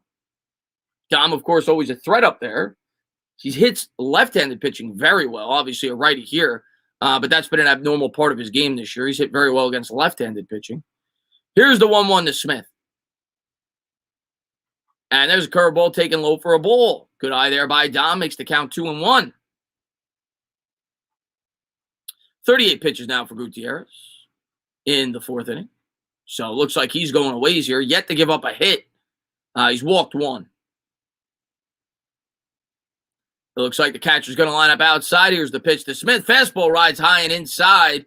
2-2 as Dom fouls that off the backstop. Come on, Dom. Baez on deck. Baez today 0-for-1. Always a threat to take it deep. You got to figure if there's 2 out, nobody on, he's looking to take it deep again as the Mets. We'll see what Dom could do. Gutierrez looks in for the sign. And here's the windup and the pitch. And a fastball way outside. Full count. So a pretty good at-bat here by Dom. He laid off a tough curveball. That was the second ball. Lays off a fastball there. Gets it to a full count. We'll see if Dom could do some damage. Gutierrez pitching him carefully. A righty-lefty matchup. Here's the payoff pitch to Smith. And a fastball high in the zone. Fouled off. We'll do it again. Actually, it's a changeup, rather. 82 miles an hour.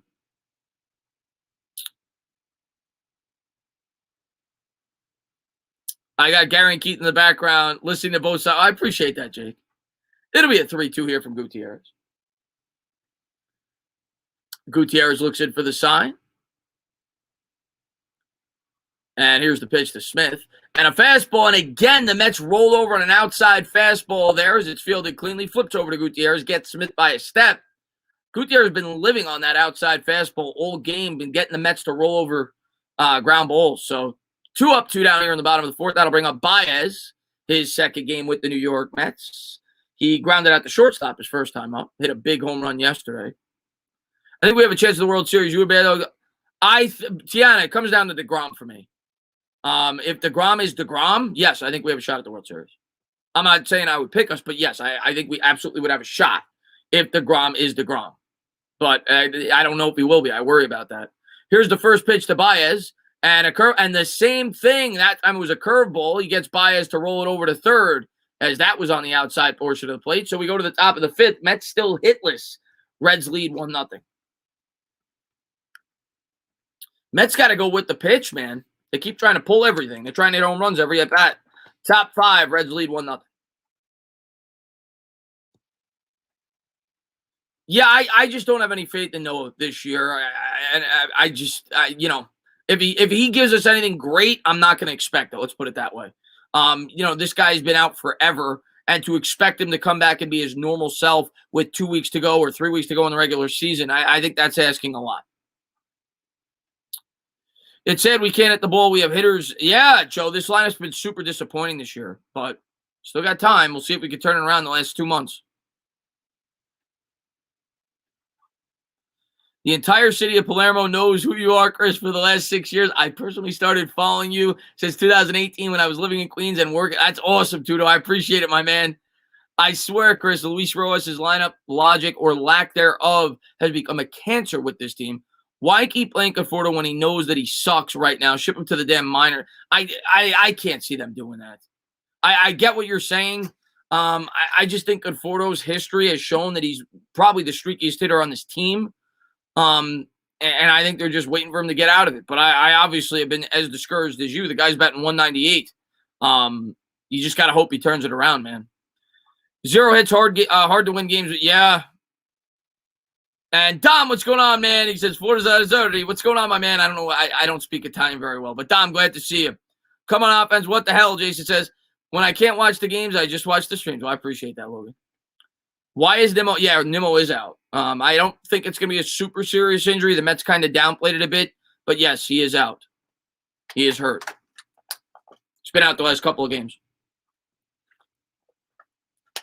I think he said he pinched a nerve, if I'm not mistaken. I can't remember what it was. But, yes, he is out. But here we go to the top of the fifth. Reds lead 1-0. Stroman looked shaky last inning as the defense saved him. Hamstring tweak, that was it. Yeah, I wouldn't be against dropping Conforto to 8. I'll definitely agree there. So Stroman now with 49 pitches going into the top of the fifth. Reds lead 1-0. I like Diaz's intro song. I think it's awesome, actually. Everybody starts dancing at the games when he comes in. Aquino's going to lead it off here for the Reds. Here's the first pitch. And nice pitch there as he got him to chase the curveball out of the zone. Good pitch there by Stroman. I think he did the same thing to Aquino first time up. He chased a couple of balls out of the zone. Stroman goes right back to it. 0-1 as he flew out his first time up.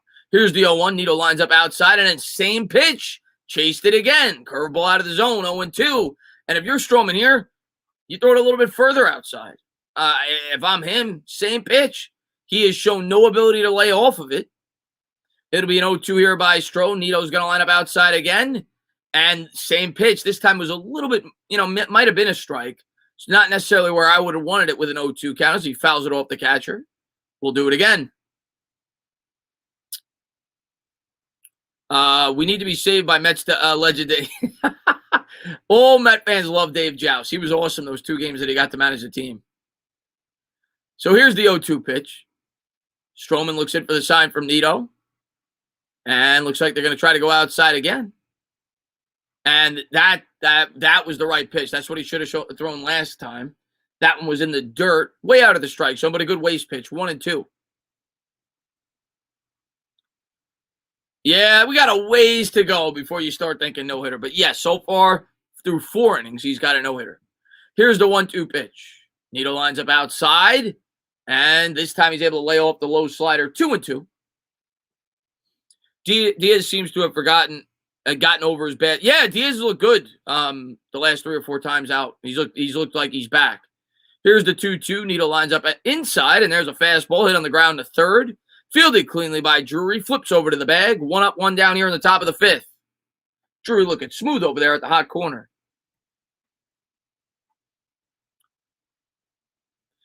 In regards to Rojas and his horrible management logic, we need to get rid of him. I don't think it's going to happen. I think he's shown enough this year with everything he's had to overcome for the Mets to give him another year. Gutierrez is going to come up here 0 for 1 with a ground out. He's batting 100 on the year. Here's the first pitch by Stroman, and there's a fastball on the outside corner, 0-1, but we'll see.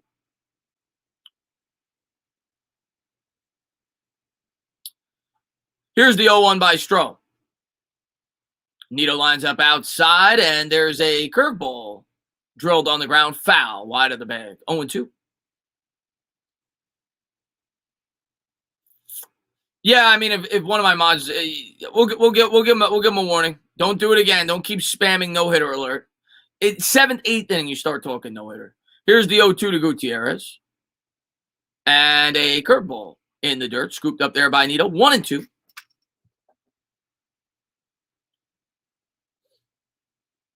Come on, Strom.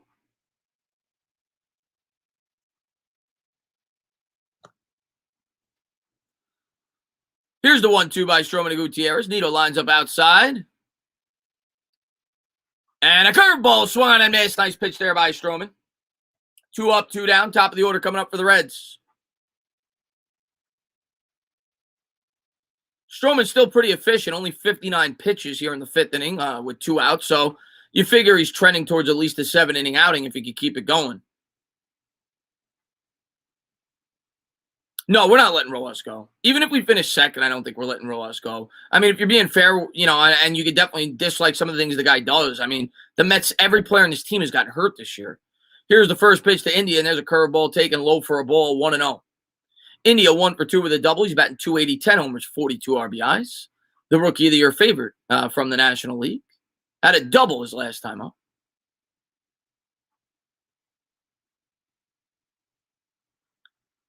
And here's the 1-0 pitch. And a curveball on the outside corner. Tudo, I appreciate that, my man. You have been the face, image, and voice of New York Giants organization in the city of Palermo for the last, it's been 4 years, but I appreciate it. Here's the 1-1 pitch by Stroman. Nito's going to line up outside. And nice pitch there. I think that was a changeup by Stroman. Great break there, left to right, as he got him out in front, 1-2. Says you for the past 4 years, and perhaps you are not even aware of it. You are very well known in Sicily, Italy, so I appreciate that too. I had not aware of that. But when I come to Italy, I expect a lot of freak calzones. There's a curveball in the dirt. Good scoop there by Nito. 2-2. I expect a lot of freak calzones. Maybe you guys will give me a couple of slices of pizza. Yeah, Nick. I would say I have. Social skills for one, for sure. You learn that growing up in high school, your first job, everything else. Here's the 2-2 pitch by Stroman. Nito's going to line up outside. And, nice pitch there. Oh, that was the Bugs Bunny curve. He had a little 12-6 action on it. Nice pitch there by Stroman. That was the first time we saw that all game as he froze India. So struck him out looking. We'll go to the bottom of the 5th. Reds lead 1-0. Yeah, free gelato. Why not? You see that from Stroman every now and again. He's got like a, he hides his tricks, right?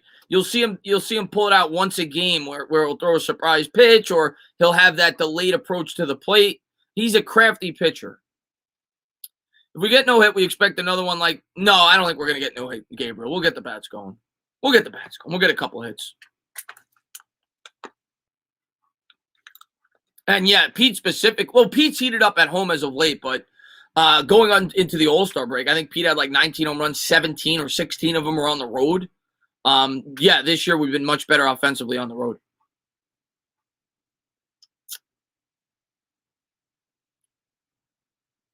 How far is Rojas from the best manager in Major League Baseball. I can never tell. I mean, baseball, it's tough. It's tough to judge managers.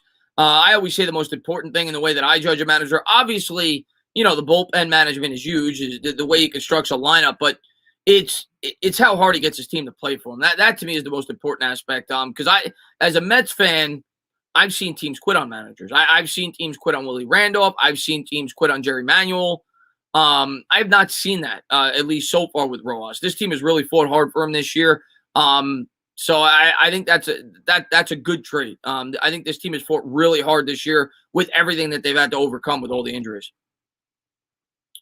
What franchise in sports do I hate the most? It's got to be the Eagles, man. It's got to be the Eagles. Eric, what's up, man? Yeah, Mets bat's got to wake up for sure, killer.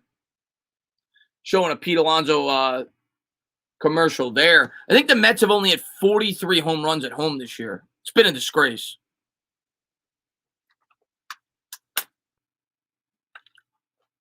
Yeah, it's not even close for me. It's like whoever is second, and it might be the Cowboys, it might be the Braves. It's a distant second. The Eagles are by far my most hated.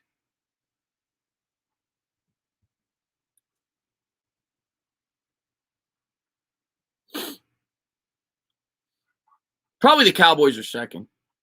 And Conforto is going to lead it off here for the Mets here in the bottom of the fifth. Reds lead 1-0. Mets still looking for their first hit.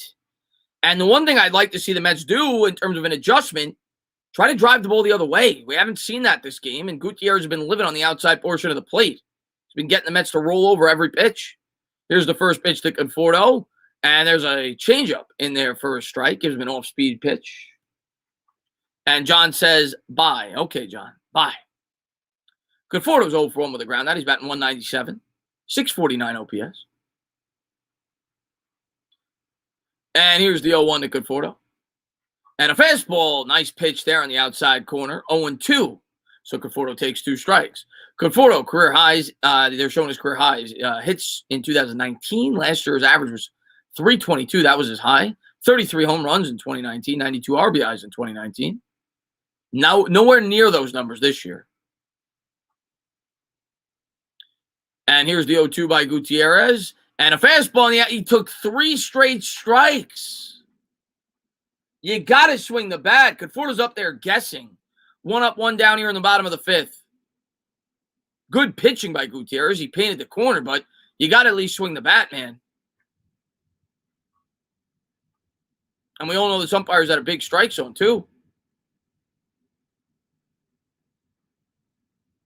There was a raccoon on top. Was there, Gabriel?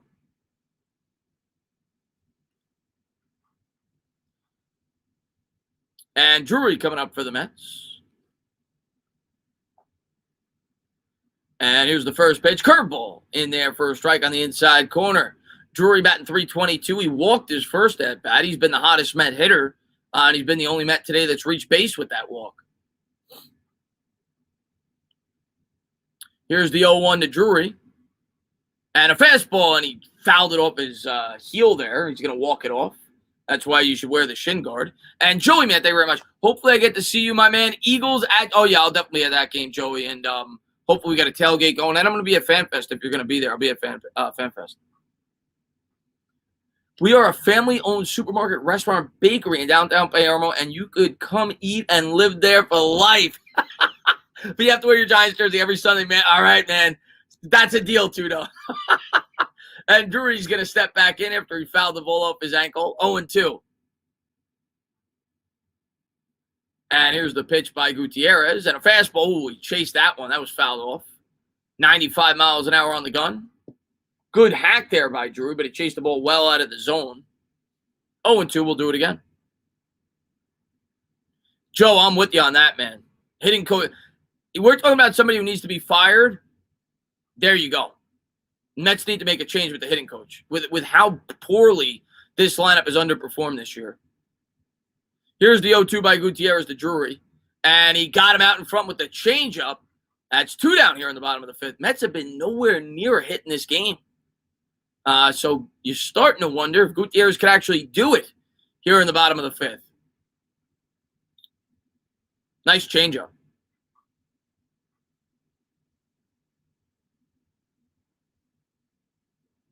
What's going on there? Gabe Manning's popping in. So 2 down here in the bottom of the 5th. Mets still hitless as they trail 1-0. Pilar will step in. Here's the first pitch by Gutierrez, and there's a curveball in there for a strike. 0-1. Pilar is 0 for 1 with a fielder's choice. He's batting .215, 9 homers, 26 RBIs. Made a great play defensively to save a run. Here's the 0-1. And a fastball that's drilled on the ground, and that's going to get through. The Mets get a base hit. Again, he tried to pull the outside pitch, but that one worked out as he was able to drill that between short and third as the Mets get their first base hit of the game. So we will not witness a no-hitter today. At least we won't get embarrassed in that fashion as Pilar makes good contact there. Actually, I lied. Pete almost had a double. That was a well-struck ball as well. But outside of that, the Mets have not really had a bid for a hit as Pilar gets a base hit.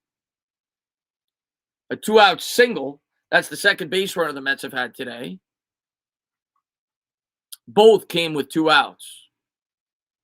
Pilar with a slight lead, and Neto will step in. And Gutierrez from the stretch. Here's the pitch. And he throws the curveball. Neto swung on and missed. And Jeff Passan says, barring a drastic change between now and 5 p.m. signing deadline, the New York Mets do not plan on. I know, Kumar Rock, Jeff, rather, I heard. Not happy about that. Pilar's going to lead off at first base here. It'll be an 0-1 pitch here. 2 out. As Neto at the plate. Gutierrez comes to the plate. And a looping line drive there to shortstop as again on the outside corners they try to pull it. And that'll get him out of the inning here. We'll go to the top of the 6th. The Reds lead 1-0.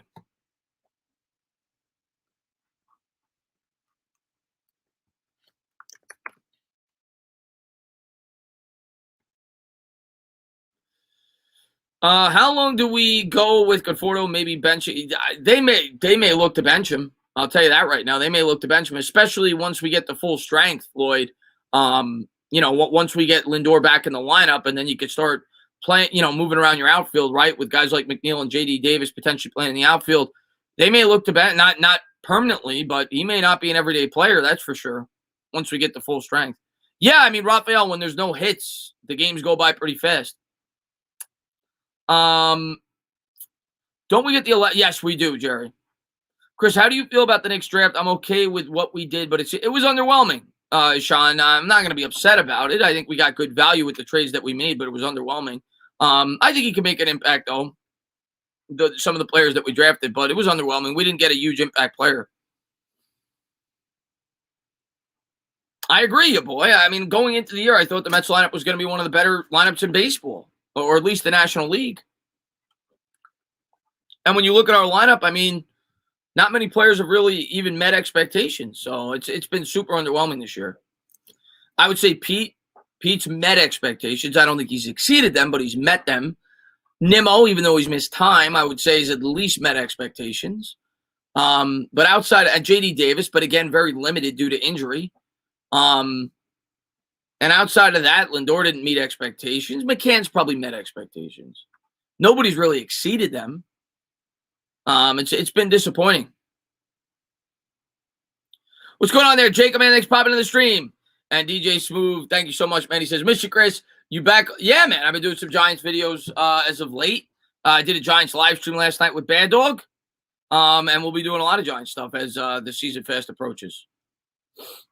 Chris, what's your thoughts on moving McNeil to right field and Javi to second base when Lindor is back? Yeah, I mean, I don't think you do that full time, Jake, because it definitely hurts your defense, which you have to factor in. Conforto has been really good defensively. JD's obviously not known for his glove, especially in the outfield. But I think you definitely sprinkle him in there if Conforto can't get the bat going. I don't think Conforto is going to be an everyday player if he keeps something like this once we're at full strength. That's for sure.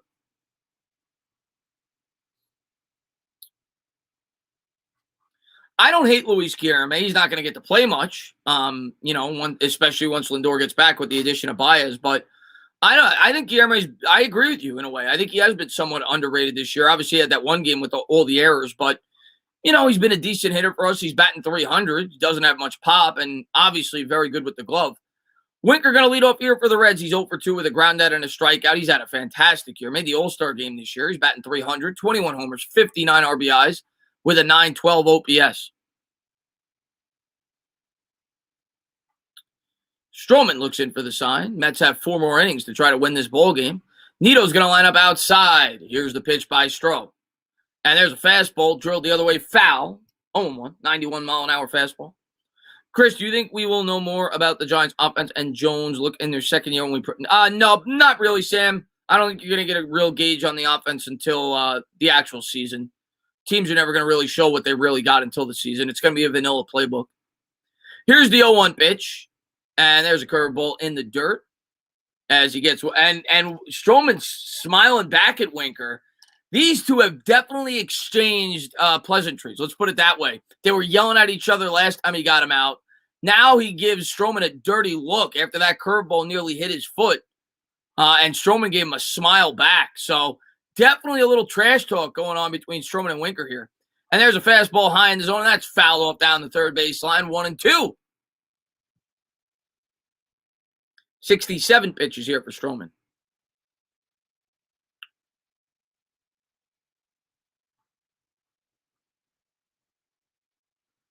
It'll be a 1-2 here by Stroh. Nito lines up outside. Looks like he wants it low. And here's the pitch and a curveball fouled off. Went open Winker's ankle there, but he's got the protective pad on. 1-2.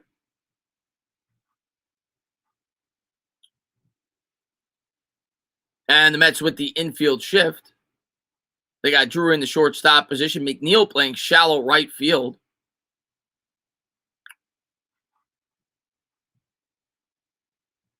1-2 to Winker. And here's the pitch. And a curveball. Winker chased it, but he's still able to line it for a base hit down the right field line. He may go to. He's going to challenge him. He's going to go to second, throws in, and he's going to be in there. Head first slide there by Winker. Just great piece of hitting there. That pitch was way out of the strike zone by Stroman. He got him to chase and somehow was still able to line it down the first baseline for a 2-bagger. Just out of the outstretched arm there of Pete Alonso. So runner on second here, nobody out.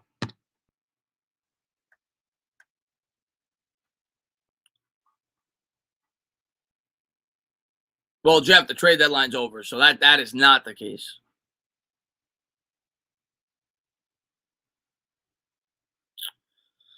Oh, we'll see if Stroman get out of the jam here. Obviously, the heart of the order coming up here for the Reds. I think it's 3-4-5 here. Winker leads off second. There's a fastball that should have been a strike, but he calls it a ball. He's called that a strike all game. Farmer takes that for a ball, I guess a little low. He's 0 for 2 with a ground out and a pop out. He's batting .261, 10 homers, 34 RBIs. And if you know, in this spot, if you're you just got to get the runner over at a bare minimum. You got to get the runner over. Here's the 1-0, and there's a fastball, same pitch. And Stroman, that's exactly what he said. He threw his arms up in there. He's like, where was the first pitch? As that one was called for a strike, so it'll be 1-1.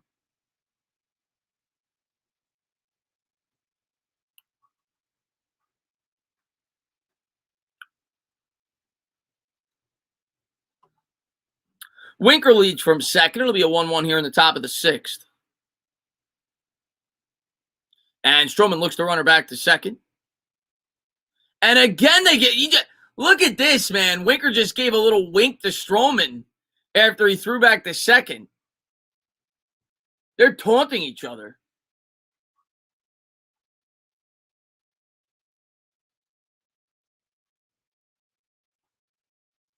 And Stroman to the set. Here's the pitch to Farmer. And a curveball chases it out of the zone in the dirt. 1-2. Farmer out in front. The umpire's been inconsistent today. That's for the umpires are always inconsistent. Stevenson on deck for the Reds. We'll see if Stroman can get out of the jam. Runner on second, nobody out.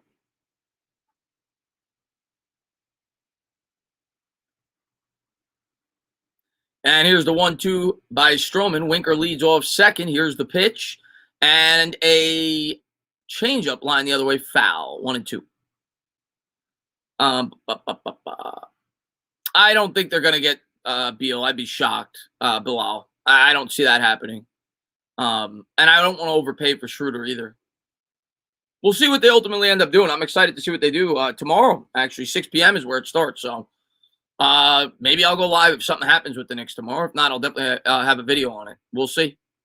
It'll be a 1-2 here by Stroman. Runner on second, nobody out. Here's the pitch.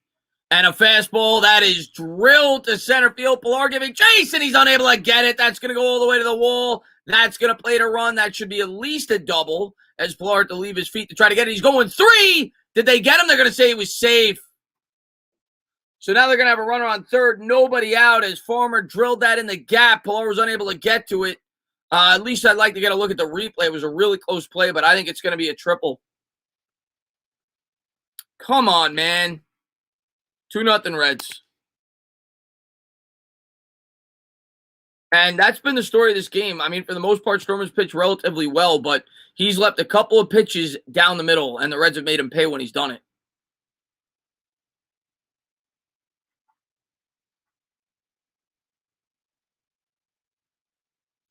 I guess he was clearly safe because they're not even showing a replay at third base.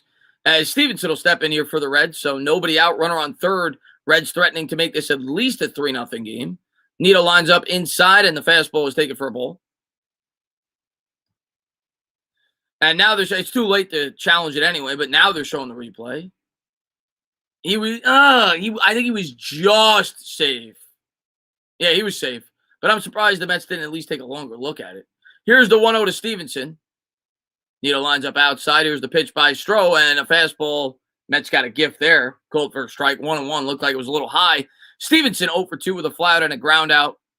I would assume the Mets probably have the infield in. They haven't shown the infield yet.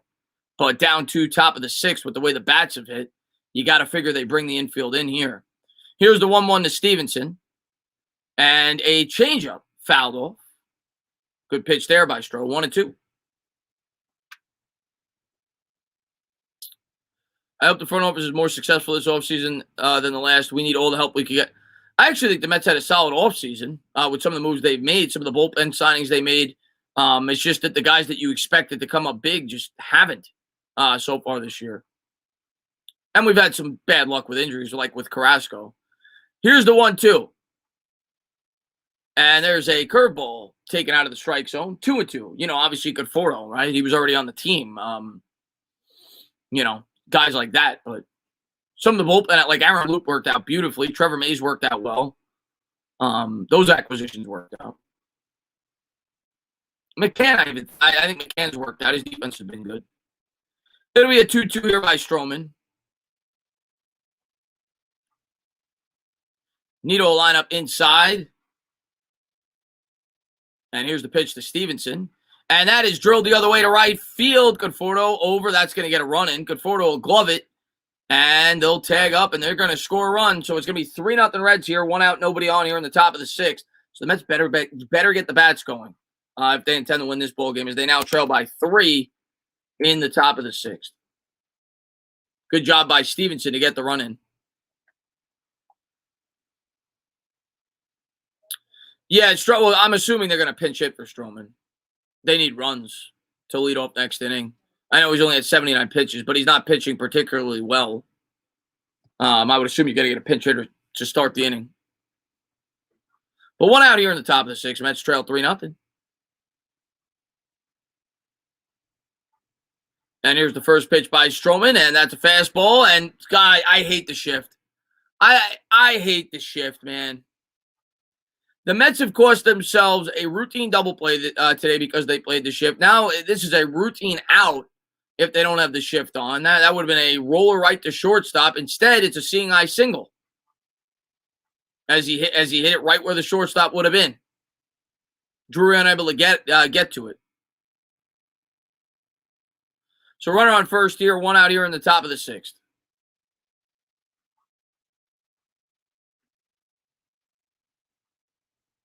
And Suarez coming up here from the right side. This will be the 81st pitch here for Stroman. And first pitch swinging at the fastball. That's fouled off. Suarez 1 for 2 with a single. He's batting 175. He hit a home run yesterday.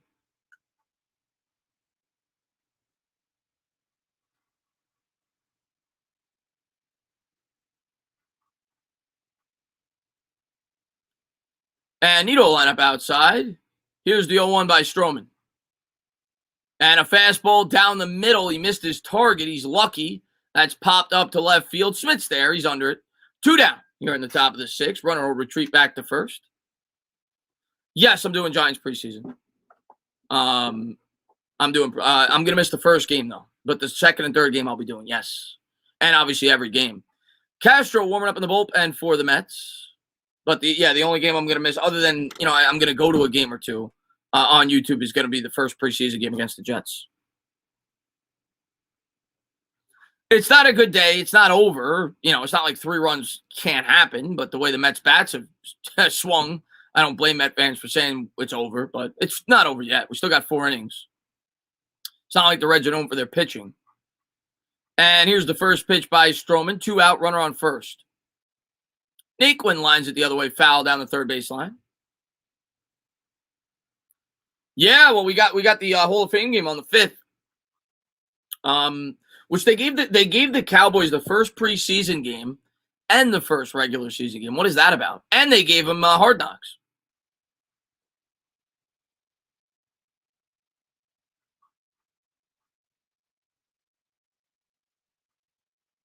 I appreciate that, Krabby Callan. There's a fastball. Take it for a ball. He says, Tana, thanks for giving me Bills fan good sports coverage during the season. Mets now my favorite baseball team. Giants are my NFC. I appreciate that, man. I'm going to try to do more Met games down the stretch. The baseball games just take so long to call. It takes up a lot of your day, but I'm going to try to do a couple more. I know some of you guys want me to do more baseball games. I'm going to try to do a couple more. It'll be a 1-1 here by Stroman. And there's a fastball line the other way, foul by Naquin. Definitely going to do every playoff game if they make the playoffs. And I'm going to, try to do a couple more. And certainly in September when I can, I'll do some Met games. And, maybe I'll even do the game tomorrow. We'll see. They might be off tomorrow. I'm not even sure. I don't think they are, though. I think they play tomorrow. 1-2.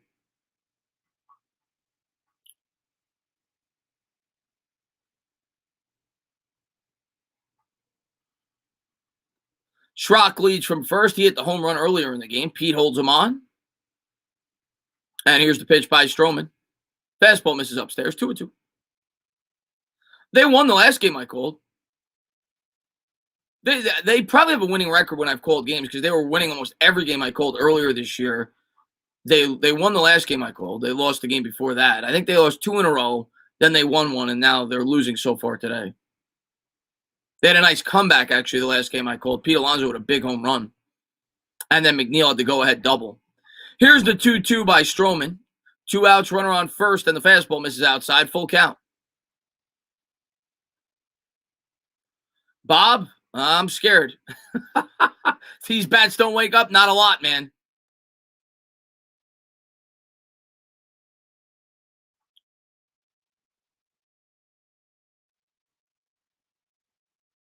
It'll be a 3-2 here by Stroh.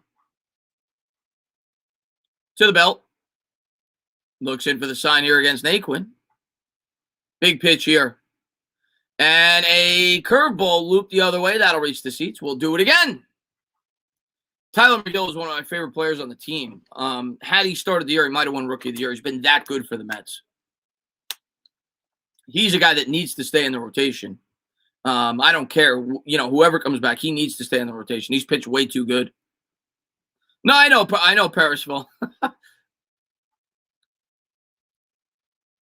I'm a big fan of McGill, man. You want to talk about a guy that came out of nowhere. He's been incredible this year. Here's the 3-2 by Stroman. And there's another fastball, fouled. As we'll do it again. Long at bat here. He's gotten Stroman's pitch count all the way up to 90. I don't think it matters. I think this is his last inning no matter what. Like I said, he hasn't been dominant today. And he's leading off next inning. So they'll let him go. Cannot wait. I can't wait for basketball this year. Well, the Knicks. I could care less about the rest of the team, but I can't wait to watch the Knicks this year. Schrock will lead from first. See R.J. Barrett continue to progress, hopefully. Here's the 3-2 by Stroman, and the runner goes. And that's in the dirt, so it'll be first and second. And that one gets away from the catcher, and Schrock's going to go to third. Oh, my God, man. Neato. And I get that the runner's going. I get that. So you don't want to have to, you don't want to dive in front of it. You want to be able to pick it to throw him out, but you have to be cognizant of the count. Right? The count's 3-2. So if that ball's in the dirt, it's going to be a walk. If you're Nito there, you got to suffocate that ball. You can't let that ball get by you. So now it's going to be 1st and 3rd. They give Schrock an extra base with 2 outs.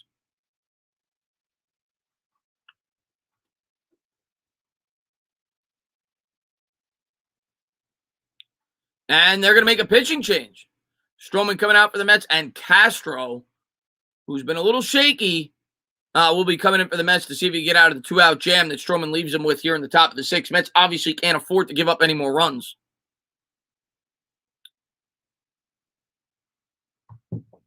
I don't even know what Tyler's walk-up song is, Ishan.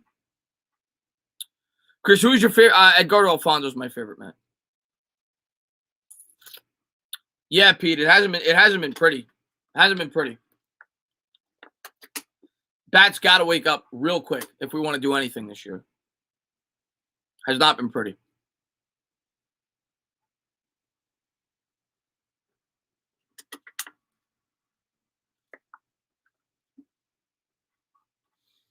Why is he in? Get rid of him. Where's McKinn? Well, it's a day game after a night. I don't think maybe somebody in the chat can know. I don't think McKinn played yesterday either, if I'm not mistaken. Maybe McKinn's a little banged up. I'm not sure on that one. Yeah, I loved Alfonso. Alfonso was always my favorite Met. Mets are Jekyll and Hyde now. Wake up. Hopefully they wake up, man. Hopefully they become Dr. Jekyll real soon, because it's looked like Hyde as of late.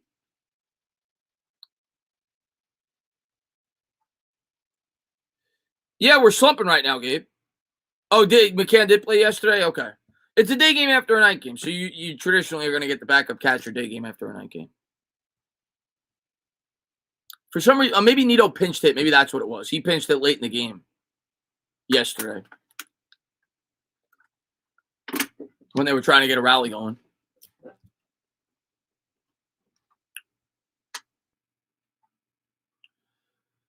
What's up, Tony, man? Thanks for popping in. He says, let's go, Reds. You guys are looking good today, man. You got a 3-0 lead in the 6th inning. Hopefully my Mets can make a comeback. But not good. We got our best pitcher on the mound, obviously, with DeGrom hurt, and you don't, to say the least, and we can't find a way to score runs. But this is a big, big, big spot in the game here with the Reds up 3-0. They have to stop the bleeding. We'll see if the Mets can hold it to a 3-run deficit here in the 6th inning. With 2 outs, runners on the corners for Castro coming out of the bullpen. What's up, Noah, man? Thanks for popping in, buddy. By the way, I don't have the scores in front of me. I would imagine they're playing day games. Here's the first pitch by Castro, and that's a slider way outside as Nito's able to backhand it 1-0. Anybody got the Phillies and Braves score if they're playing right now? Castro on the year is a 3.5 ERA. He got up to a really good start this year. He's been shaky as of late. He's been pretty good the last couple of times out, but been shaky over the last month or so. Here's the 1-0 pitch, and that's a fastball. Misses way downstairs. 2-0 to Aquino. He's 0 for 2 with a flat and a ground out. Obviously a power threat. 2-0 Phillies. Love the Giants videos. Tony, when there's Giants stuff to talk about, we'll be doing a lot more Giants videos. Here's the 2-0. And the slider misses inside. 3-0. Braves lose at 2-0. Well, that's good. Phillies are winning. Braves are losing. One's good, one's bad. Phillies are up 4-1. Okay. And here's the 3-0. And there's a fastball in the inside corner. Fouled down the third base line. 3-1. We'll do it again. Mets got to help themselves, though, man. This is the weaker part of their schedule before it's going to get really hard in about 2 weeks. They got to win these games. Runners on the corners here. It'll be a 3-1 from Castro. And a slider, he did not go around. Bases loaded as he walks him on 5 pitches. And now Castro finds himself in a spot where he cannot afford a walk. Bases loaded, 2 down. Luckily for the Mets, the pitcher is up. Gutierrez is 0 for 2. He's batting .095 this year. And hopefully that was the case there, and he didn't come in wild. He was looking to pitch around him with the pitcher on deck. Would make sense with Vladimir Gutierrez on deck. And they're not pulling him with the way he's pitched.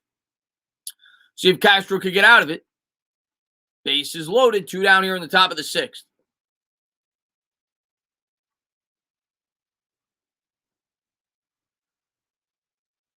And he misses downstairs with the fastball. He's throwing 6 pitches, 5 balls. Hasn't been particularly close. And Gutierrez obviously taking all the way. He's probably taking 2. So if you're Castro, you just get it over. Here's the 1-0. And he misses. Way outside with the fastball. 2-0 hole. He's throwing 7 pitches, 6 have been balls, and the Mets are going to get a mound visit here. They're going to talk it over with Castro, who has not been able to find the strike zone.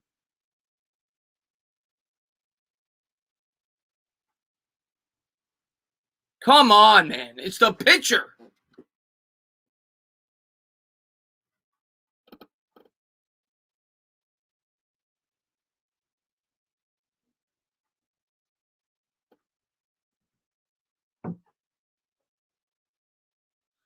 What do I think about the Knicks draft? I mean, it was underwhelming. I like who they got, but obviously we were hoping they traded up and got a big impact player.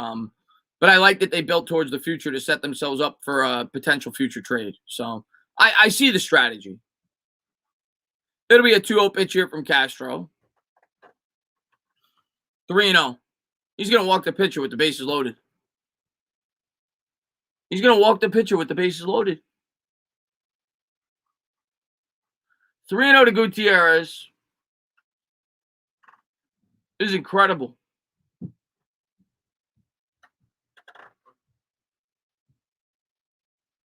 Yep. 4 straight pitches with the bases loaded. He walks the pitcher. 4-0 Reds. Schrock scores. I have no confidence in Castro anymore. You want to talk about the one pitcher I have no confidence when they come out of the bullpen? It's him. And I think Rojas overthrew him at the beginning of the year when he was pitching well. And that's going to bring up one of the best players, the best rookie in baseball this year with India. First pitch. Oh, he threw a strike, a 98-mile-an-hour fastball in the inside corner.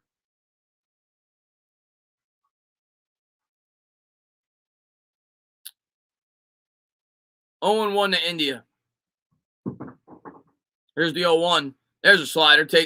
Where was this against the pitcher? He throws 2 straight strikes against India. 0-2 to India. 4-0 Reds.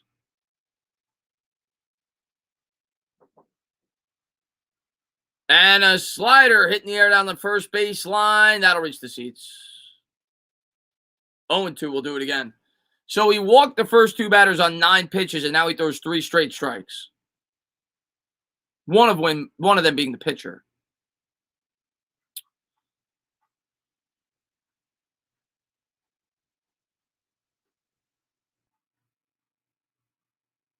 Here's the 0-2 by Castro to India. Runners lead.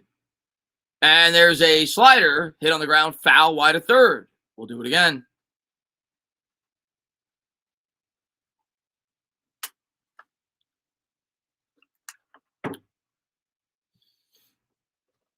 Oh, 2 to India here. See if Castro could get out of it, give the Mets a chance to make a comeback. Obviously, they get a double here. This game unravels real quick. Here's the 0-2. And a good at bat here by India. There was a fastball. He was able to fight it off. Good location that time, but he was able to fight it off. Still 0-2. Good at bat here by India with the bases loaded. And India's got to know with the control problems Castro's had here. Here's the 0-2 and a slider fouled off. That Castro's not looking to throw something out of the strike zone. He doesn't want to even throw one ball because you don't know if it's going to unravel. India probably knows he's going to get something to hit there as he fouls off a slider. The Mets with only 4 Ks today. They're showing the K board. Stroman not really known to be a strikeout pitcher. Could use one right now. Here's the 0-2 from Castro. And he got him with the slider, so he does get out of it. He surrenders 1 run, though, as the Reds played another run. It's 4-0 as we're headed to the bottom of the sixth.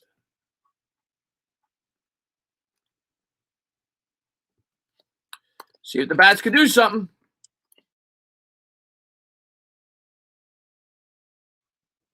Mets do not seem willing to pay Rocker the agreed $6 million bonus, their prerogative, and there's no sign yet Rocker would negotiate down. Things could change, but at the moment, deal seems unlikely. I think it's entirely to do with the injury that must have popped up, and the Mets don't feel like he's worth the money that he thinks he's worth. Obviously, Scott Boras is not going to probably meet them in the middle, which means the Mets probably will not sign him, and he will, re-enter the draft next year. How do you feel about the Knicks number 19 draft pick, Adele? Yeah, I've been asked that a couple times, Adele.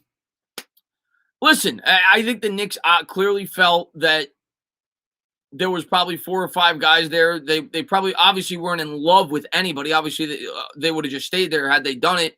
They probably like 4 or 5 guys there, Grimes obviously being one of them. And they said, let's get more future draft capital. They get a future first-round pick. I think it's lottery protected. And they trade down and they still get one of the guys they would have been okay with taking at 19. I think that's the obvious answer there. And we'll see how he does. I think he fills a need. We need a shooter off the bench, and I think that's what he's going to be.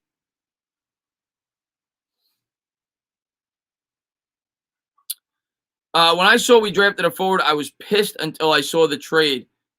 Yeah, I mean, the trade, it wasn't a bad trade. It was a good trade. It just, we all wanted a big impact player. It just didn't happen. It didn't work out that way. I think we're going to be aggressive in free agency, though, and the trade market. Yeah, McBride was good value, too. I know he was a big Thibodeau guy. Thibodeau wanted McBride bad. Got good value with him, too. Most people had him as a back-end first-round pick. Yeah, you got it, Adele, man. I like what they did.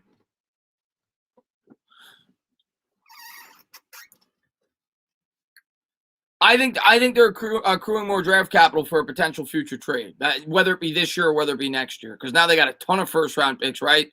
I don't know when that Wizards pick's going to be, being that it's protected, but you've got the pick still from Dallas. You've got now that pick and all your first-round picks that you have. Lonzo to the Bulls, most likely. They already have a contract. Oh, yeah. He was either going to be the Bulls or the Knicks, and you haven't heard much with the Knicks, so I figured it would be the Bulls. And what just happened? Oh, we got a commercial. Steve Gelbs was talking. That was weird. They went back to the Mets game, and then it went completely black, and it flashed to a commercial. That was weird.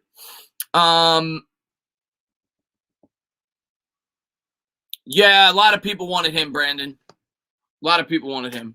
Sharif Cooper, the undersized point guard.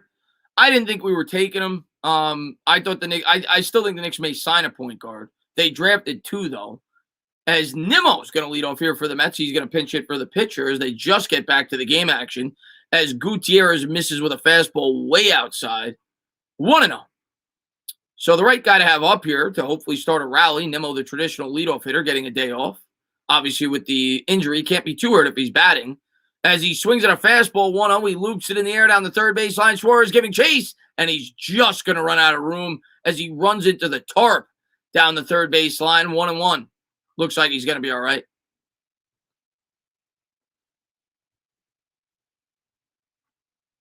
Wow, Suarez really banged his knees up against the tarp there. Yeah, free agency's tomorrow at 6 p.m. Yep. If the Knicks do anything tomorrow, I'll be live for it. I'll go live if they do anything tomorrow. Anything significant. If it's like a small move, no, I'll make a video on it. But if they do something significant, I'll go live. It'll be a 1-1. Nimmo stepping in here from the left side. Here in the bottom of the 6th, Gutierrez. Here's the windup and the pitch to Nimmo. And a fastball rides inside. Take it for a ball. Good eye there by Nimmo. 2-1. I would like to get Lowry. I think Lowry would be a good fit. I think it would help Barrett, and I think it would help Toppin. Here's the 2-1 to Nimmo. And Nimmo swings at a changeup, and he's going to pop that one up. It's going to be an infield fly. First baseman there. He'll bring it in. Schrock gloves it. 1 up, 1 down here in the bottom of the 6th. Mets still struggling at the plate.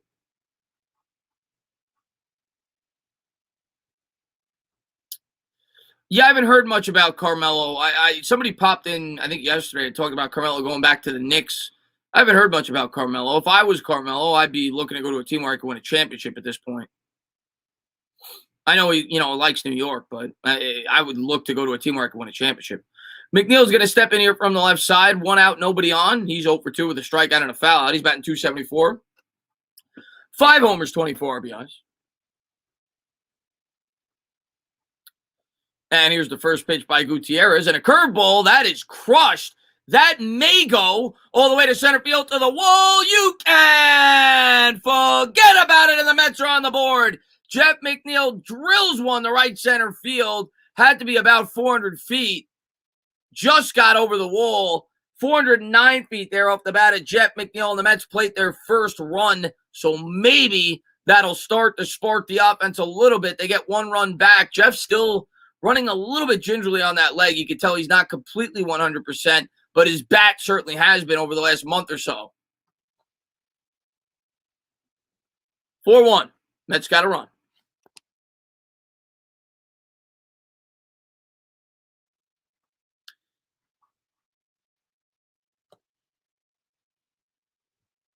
So now it'll be 2-3-4. Alonso coming up here for the Mets.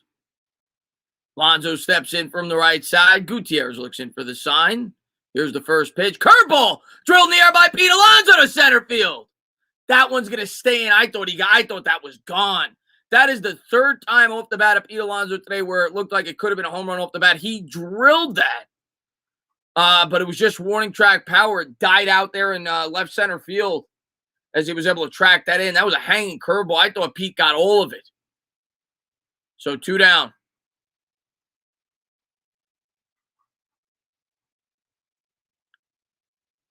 Two down here in the bottom of the 6th as the Mets get their first run off the McNeil homer. Pete made a bid for a homer, but came up just short. And that's going to bring up the third batter, Dom Smith. Here's the first pitch. There's a fastball in there for a strike. 0-1. Dom's 0 for 2. He's flown out and grounded out. He's batting .250. Here's the 0-1 pitch to Dom. And there's a changeup taken outside for a ball. 1-1.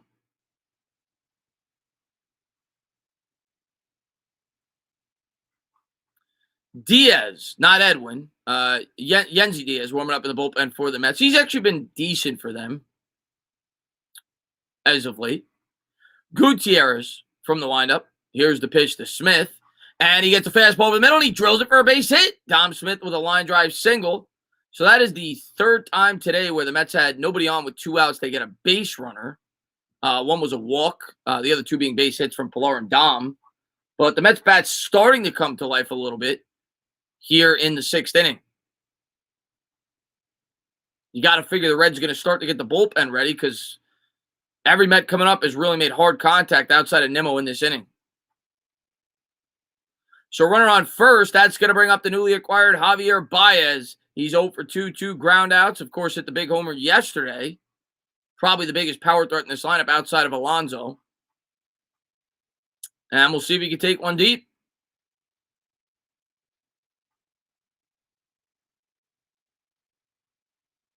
Dom with a slight lead off first. Baez looking to make this a 1-run game with 1 swing of the bat. Gutierrez checks the runner back. Here's the first pitch to Baez, and he swings through a fastball. Chased that one out of the zone. 0-1. High heater.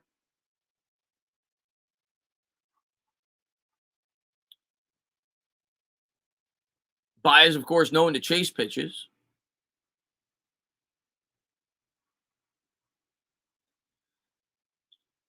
Gutierrez comes to the set.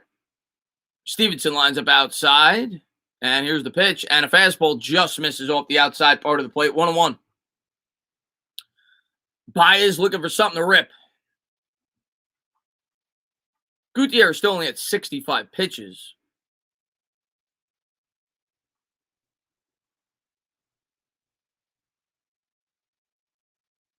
Baez was in this same spot yesterday. I think the Mets were down 4-1. He had a 2-run homer to make it 4-3. Right around this point in the game, too. Here's the 1-1 pitch to Baez. And a curveball, he swung through it. That one might have been a little bit high. 1-2. Baez checks back with the umpire to see if it would have been called a strike.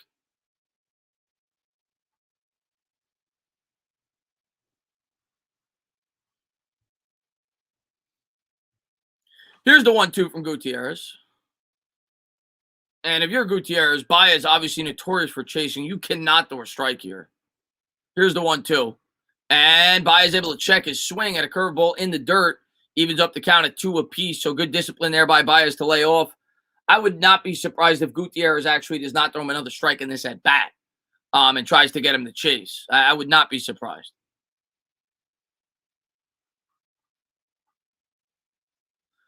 Dom leads from first. Here's the 2-2. And he threw him a strike. Baez had a good pitch to swing, but he pops it up the right field. Aquino coming in. He'll hold it in, and that'll take us to the top of the 7th. Jammed him just a little bit inside. Top of the 7th. Mets get 1 run, so they make it a 3-run ball game. Diaz coming in for the Mets.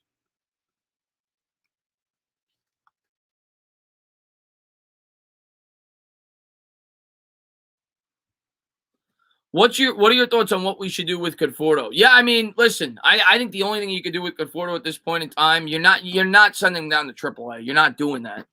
I'd lower him in the lineup, and I think once we get fully healthy, like once Lindor gets back and we have a full lineup, and you start having more of an ability to put J.D. Davis or McNeil out in the outfield, I don't think you completely bench him, but I think you definitely don't make him an everyday player unless he gets the bat starting to go. Obviously, having Conforto out of your lineup and putting J.D. Davis in the outfield hurts your defense. But if Conforto's batting 195, he can't be an everyday player. So I think he's going to have a reduced role unless he starts to get the bat going. With the money we would have used to extend Conforto, we should use to extend. I think we're going to extend Baez.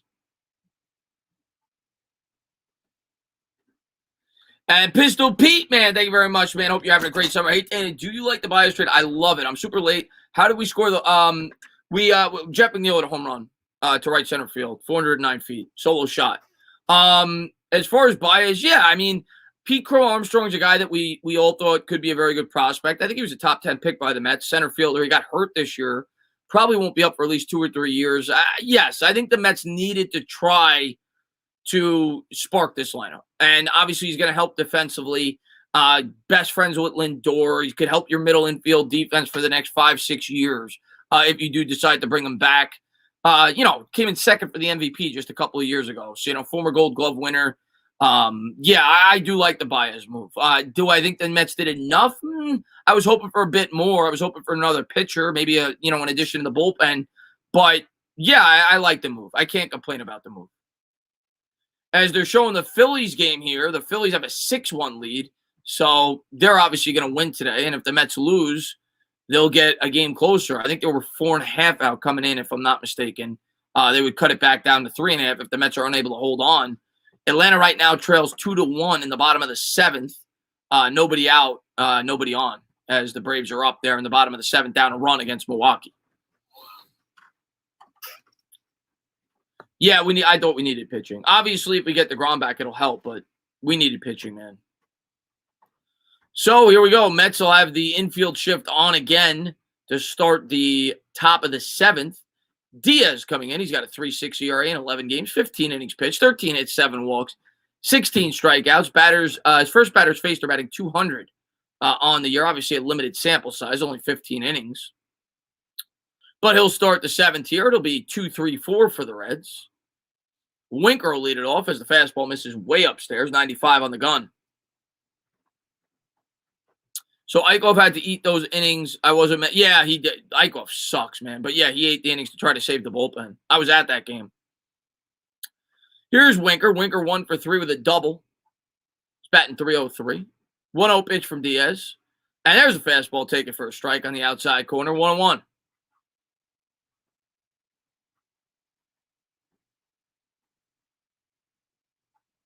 But yeah, he had to eat those innings. The bullpen pitched the whole game, the game before with the doubleheader. Eichhoff had to go at least 5 or 6 innings that game. Here's the 1-1 from Winker. The pitch from Diaz, and the curveball misses upstairs. 2-1.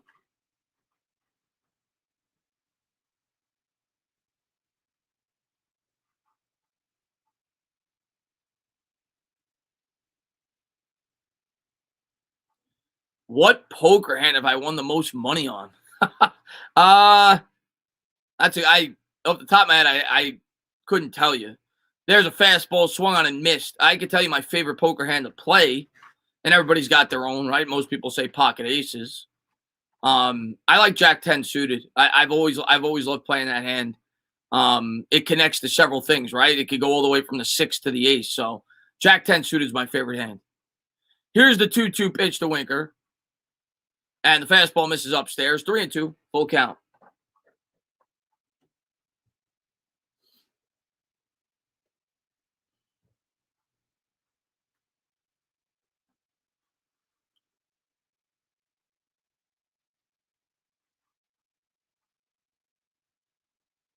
Diaz looks in for the sign. Nito lines up on the outside. Fastball misses outside as he walks Winker on 6 pitches. So a leadoff base runner here in the top of the 7th.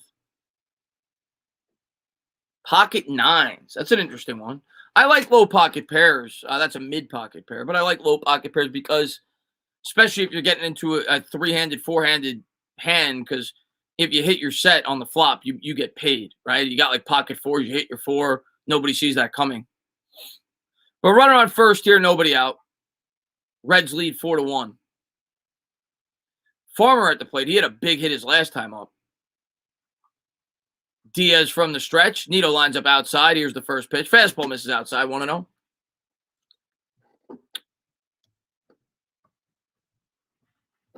And Pistol Pete, thank you very much. Loved your stream last night. Pistol Pete, man, I had a lot of fun. We'll be doing that every week in Giants season. And obviously, I'll be doing solo Giants streams as well, midday streams throughout the season. I can't wait to be talking Giants with you guys nonstop this year, man. I really can't. Here's the 1-0. And a fastball swung on and fouled off. 1-1. Farmer 1 for 3 with a triple, an RBI, and a run scored. But yeah, it was nice to get back and do that show and talk Giants, for a couple hours, even though we're still waiting for a lot to talk about. But it was nice to get back into the swing of things. Farmer 1 for 3 today. Winker will lead from first. Diaz from the stretch. Lonzo holds him on. Here's the 1-1. And the fastball nearly hit him as Farmer was able to get out of the way. I was saying earlier when Farmer came up, he's known for that. He's been hit 15 times this year. 2-1. Oh, yeah, Nick, I can't wait. I can't wait for FanFest. I can't wait for the Giants-Eagles game. Here's the 2-1 by Diaz. Nito lines up inside to the belt. Here's the pitch. And this time, I thought he hit him that time. He just got out of the way. Fastball missed inside. 3-1. So Diaz has struggled with the control since he's come in. Mets bullpen today, and they haven't thrown their best guys, but Mets bullpen today struggled. It'll be a 3-1 here by Diaz. See if he get out of it. Here in the top of the 7th, Reds lead 4-1. Checks the runner back to first. Here's the pitch. And a fastball. Ooh, he gave him one there. That looked like it could have been a little high. But we all know the umpires had a big strike zone today. He calls it a strike. 3-2. Farmer looks discouraged there. He wanted to walk.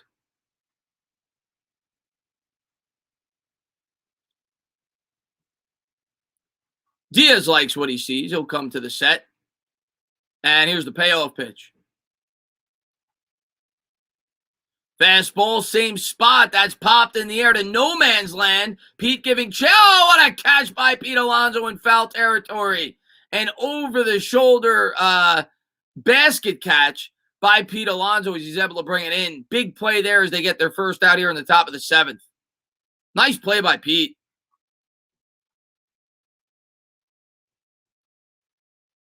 Nearly lost it.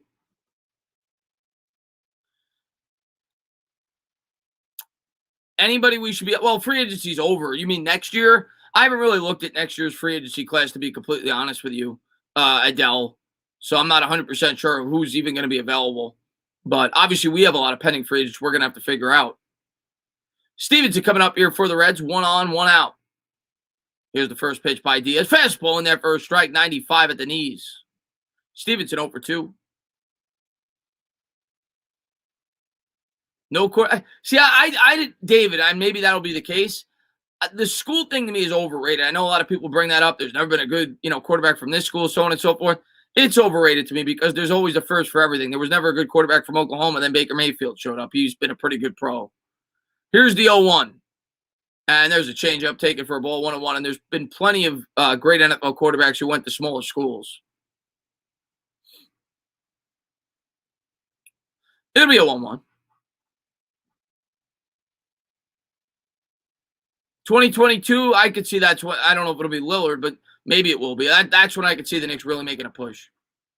Here's the 1-1 by Diaz. And the fastball misses way upstairs to Stevenson. Gets out of the way. 2-1. What's up, Zachary? Thanks popping in. No, not Edwin Diaz, Andy. It's the other Diaz. Not Edwin Diaz. Schrock in the on-deck circle.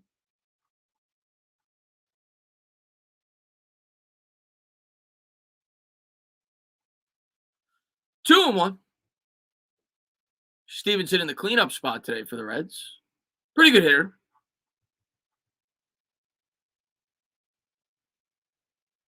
And Diaz has struggled here as he misses upstairs again. That one nearly hit him again.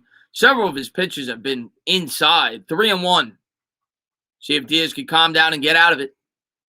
Showing Baez there, chewing on sunflower seeds.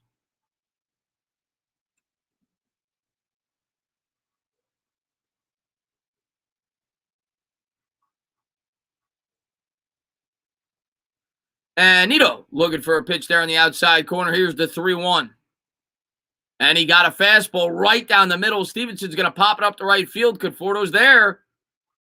So Diaz doing a good job of getting in and out of bad counts. 2 outs here in the top of the 7th. Runner on first. 4-1 Reds. Yeah, I did see that Carson Wentz is injured, which is obviously you never root for that. Doesn't really have an effect on the Giants this year, being that he's out of the conference, but I did see it. That obviously ruins the Colts, and it helps the Giants because the Eagles would have gotten a first-round pick. So now they won't. I think Wentz had to take 75% of the snaps, and the Eagles would have gotten a first-round pick. Now they won't get it. So good news for the Giants on that front.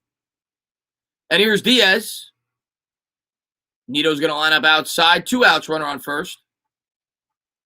Fastball taken high for a ball. Schrock hit a home run. He's 3 for 3 today. He's got a solo homers, 2 singles, 2 runs scored.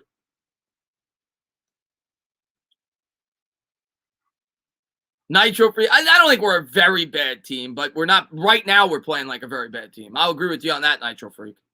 Here's the 1-0. Fastball swung on and missed. The problem with the Mets this year, Nitro Freak, is the pitching was incredible before the All-Star break, and that's what carried us because the bats couldn't get it going. And now the pitching's reverting back to what really you expected. And now, obviously, with DeGrom out and Lindor out, that hurts. The defense the Mets have is really good, but their bats just haven't been there all year. Here's the 1-1. 2 outs, runner on first. Fastball swung on and missed, high heater. 1-2.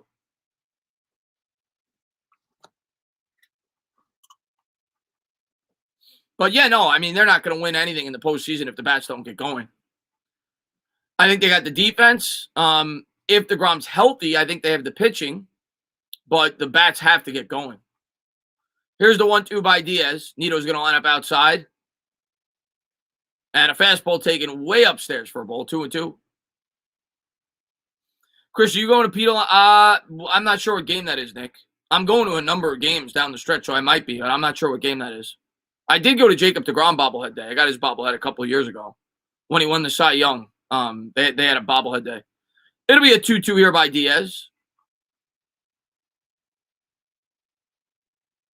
Fastball way inside. He got him a chase there. Schrock lines it down the first baseline, foul. Yeah, Mets have been definitely underwhelming. I'll say that. I thought they'd be better than this. And they're showing the National League wild card. Dodgers right now lead at 65-43. San Diego at 60-47. Cincinnati 4 games back. Looking to hold pace here today. Here's the 2-2. And the fastball misses downstairs. Good job there by Schrock to lay off. Full count. It says it. Oh, does it? Oh, I'll take a look next time they show it. Yeah, I think we got a good infield, Philip. once Lindor comes back defensively. Here's the 3-2 by Diaz. And there's the pitch, and there's I guess they changed it because it's not showing it now. There's a fastball fouled off as Winker was going 3-2. You not surprised there, especially with a righty pitcher on the mound with 2 outs. And Benjamin, man, thank you very much, man. I appreciate it. Just came back from bitch slapping KP. You know, a Giants fan hate Ingram, Yankees fans hate Gary Sanchez. Well, I absolutely hate the disdain for KP. I can tell. You and KP, you gotta work it out, man. Mets still with the infield shift on. Here's the pitch. Fastball, that's lined right back up the middle. And it's going to be hit too hard as Winker's unable to go to third. It'll be first and second. Pilar will throw it back in, even though Winker was going there. Wasn't able to go to third. It was hit too hard. Votto, of course, got the day off today. Day game after a night game. He is 37 years old. Had an unbelievable 7-game streak in terms of consecutive home runs. It was the second highest streak in the history of baseball. And he almost hit his 8th yesterday. I think it went off the wall. He would have tied. I forgot who it was. It was 2 players that have hit 8 in the history of baseball in terms of 8 consecutive games. He just missed it. I think he hit it off like the orange tape. And he had 9 in 7 games. Suarez at the plate. He's 1 for 3 today with a single. If the rest of the NL East loses, then I'm not going to get too mad. Yeah, well, the Phillies ain't going to lose today. They have like a 6-1 lead.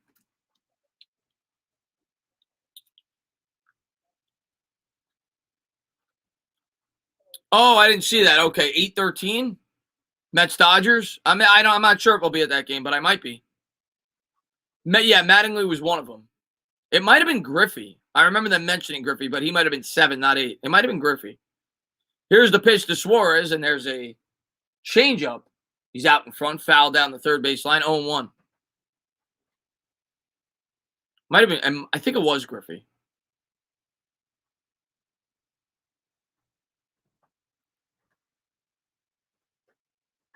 And Diaz looks in for the sign. Winker leads from second. Here's the 0-1. And that's in the dirt. Good pick by Nito. Doesn't allow the runners to advance. 1-1.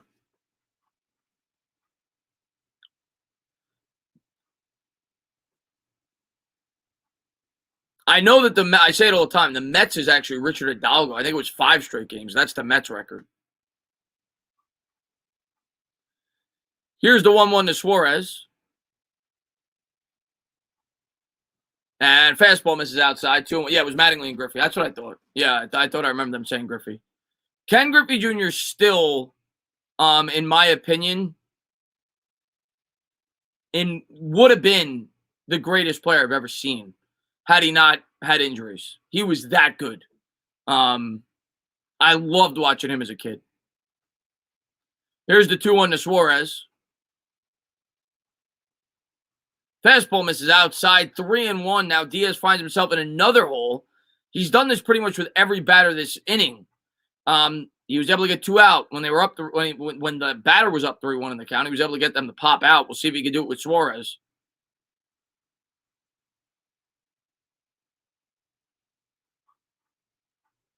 Sorry to hear that, Nick.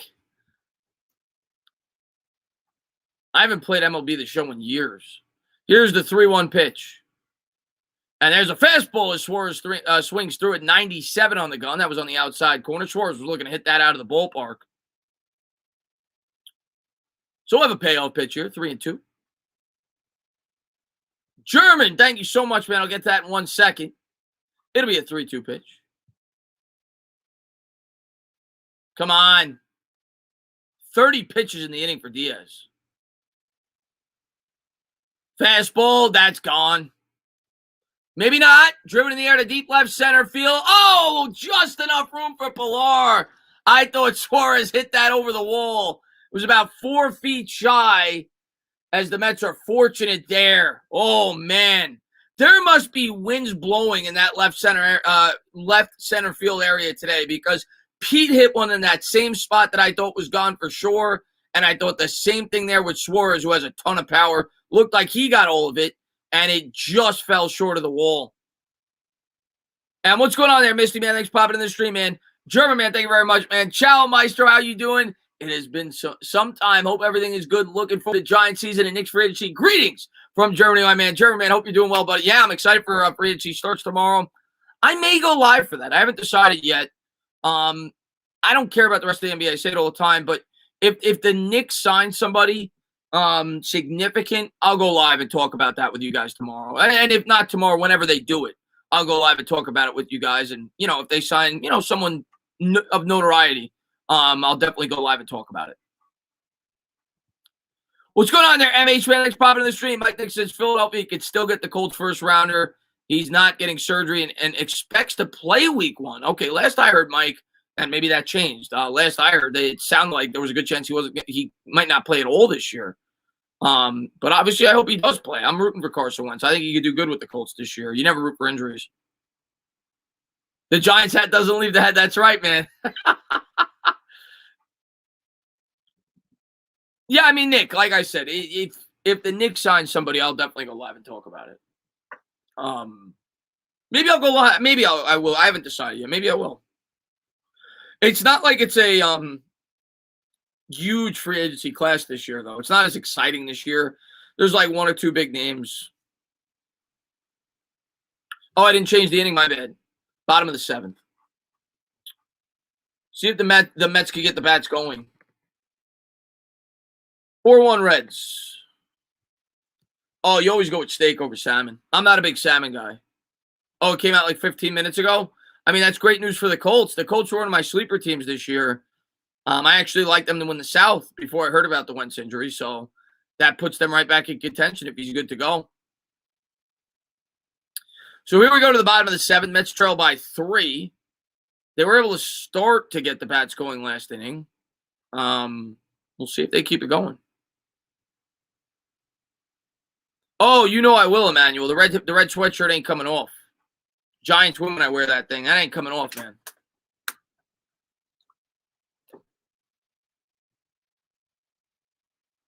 Yeah, salmon's very healthy for you. I just can't get into it.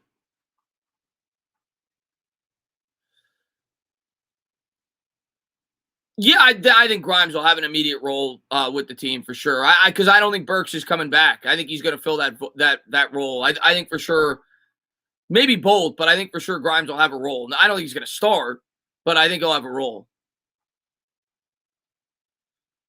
So here we go to the bottom of the 7th. Gutierrez still only with 68 pitches. He's pitched very well. Started to, like I said though, before this inning started to show some weaknesses in his game there last inning. Mets were hitting the ball really hard against him. The worst, in terms of struggling this year for the Mets is going to lead off here for Conforto. I mean, the guy's batting 195 or thereabouts, and the Reds are going to start it off with the infield shift. And if I'm the Reds, 196 he's batting. If I'm the Reds, I pitch Conforto the same way I've been pitching him all game. I try to get him to roll over to a grounder on the outside part of the plate. And here's the first pitch. Fastball misses upstairs. Good eye there by Conforto. If you're Conforto, just get on base, man. You're down 3 runs. You only got 3 innings. Obviously, you love home runs, but just get on base. Try to start something. It'll be a 1-0 pitch to Conforto. And a fastball swinging there. Gutierrez 92 on the outside part of the plate there. 1-1.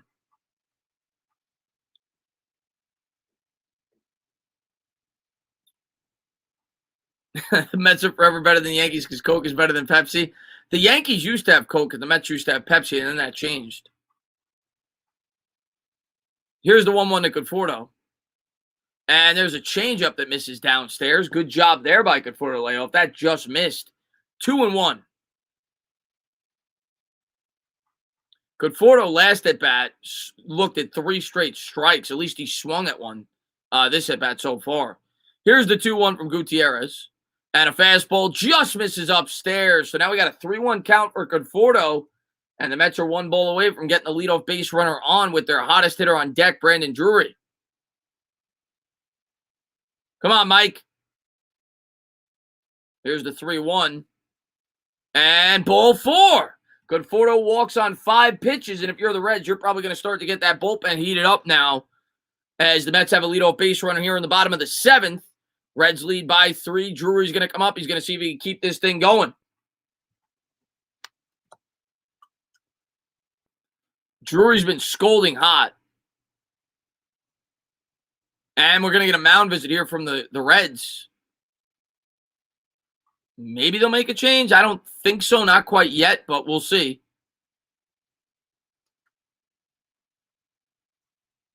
Breaking. Michael Conforto has just walked. Thank you, Jeff Pazan. And Big Boy, we'll try our best, man. We'll try our best to take care of Baez for you. Amir Garrett is actually the closer for the Reds. Somebody said they hope that Baez goes against Amir Garrett. I remember, I'm a huge St. John's basketball fan. And I remember when Amir Garrett used to play for St. John's. I think he only played there for a year.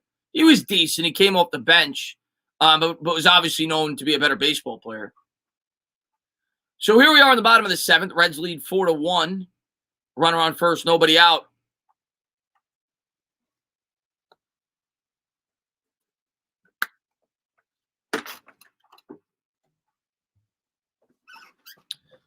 Drury steps to the plate here.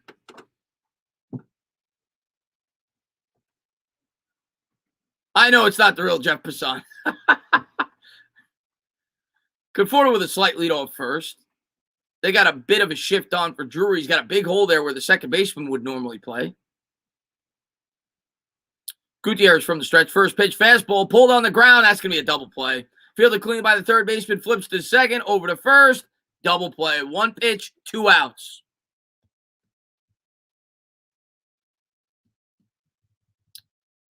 That's a potential rally killer. Oh.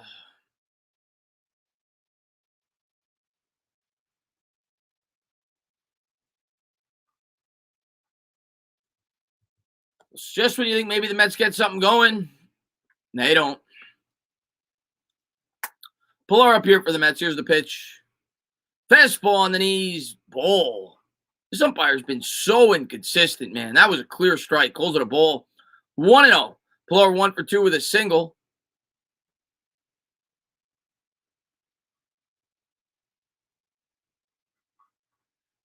And here's the 1-0 from Gutierrez. And there's a curveball. Had a good pitch to hit there. He fouls that one off. That'll reach the seats. 1-1.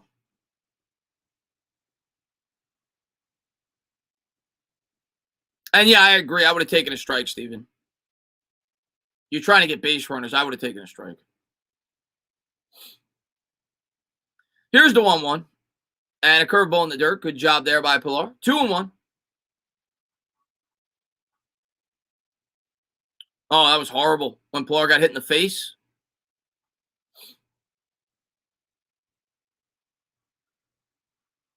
Here's the 2-1. And a changeup swung on and missed. Got him out in front. 2-2 to Pilar here. Looked like a circle change. Good dip there late in the pitch. What's my favorite movie? Lord of the Rings. Here's the 2-2. And a fastball up in the zone. Pilar is able to fight it off. Slow roller down the third base line. 2-2. Drew Smith warming up in the bullpen for the Mets as they'll try to keep it to a 3-run lead unless the Mets are able to score some runs here in the 7th.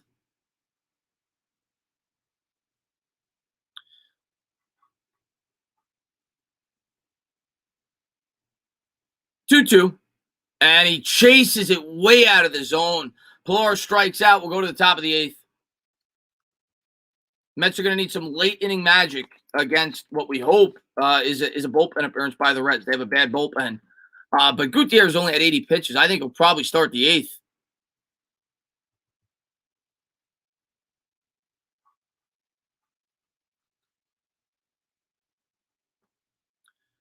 Jake Ballard, the GOAT, random giant. Jake Ballard was all right. He was pretty good. Aloha from Maui again, dude. This sucks waking up seeing the Mets bats silent again. What is up with their bats have been this way all year, Brad. It's been tough to watch at times. I mean, I love the Mets. I watch every game, but they've been a tough team to watch at times this year, man. Yeah, man. I love Lord of the Rings, all 3 of them. But I'd say I always say, man, that I really view it as one movie because they're all connected. But if I had to pick one, I'd pick the third one, Return of the King.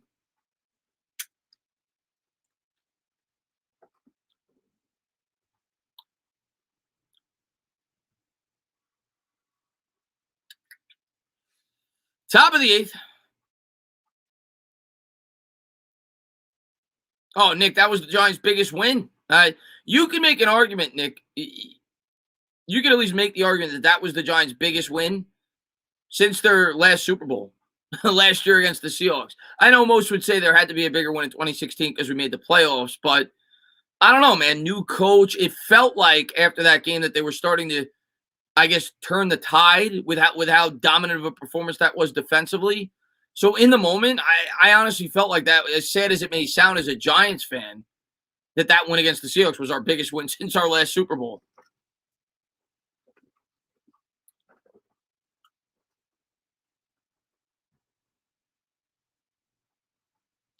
But we go to the top of the eighth.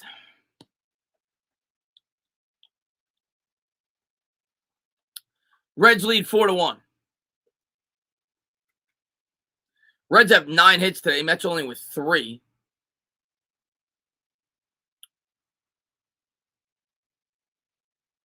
Showing Gutierrez's changeup usage. On the year, it's only 8%. Today, he's throwing it 20% of the time.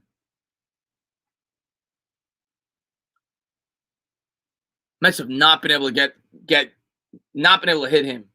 Smith on the year has been pretty good for the Mets. He's got a 2.80 ERA. He'll pitch the 8th year. He's thrown 35 and a third, 24 hits, 14 walks, 34 strikeouts. VR over at third base. Mets probably had a double shift. A double switch, rather. So you figure he's probably going to bat in the pitcher spot if I had to guess, which I think is going to be second next inning. I think it'll be Nito, VR, and then the top of the order. Smith from the stretch. Here's the first pitch.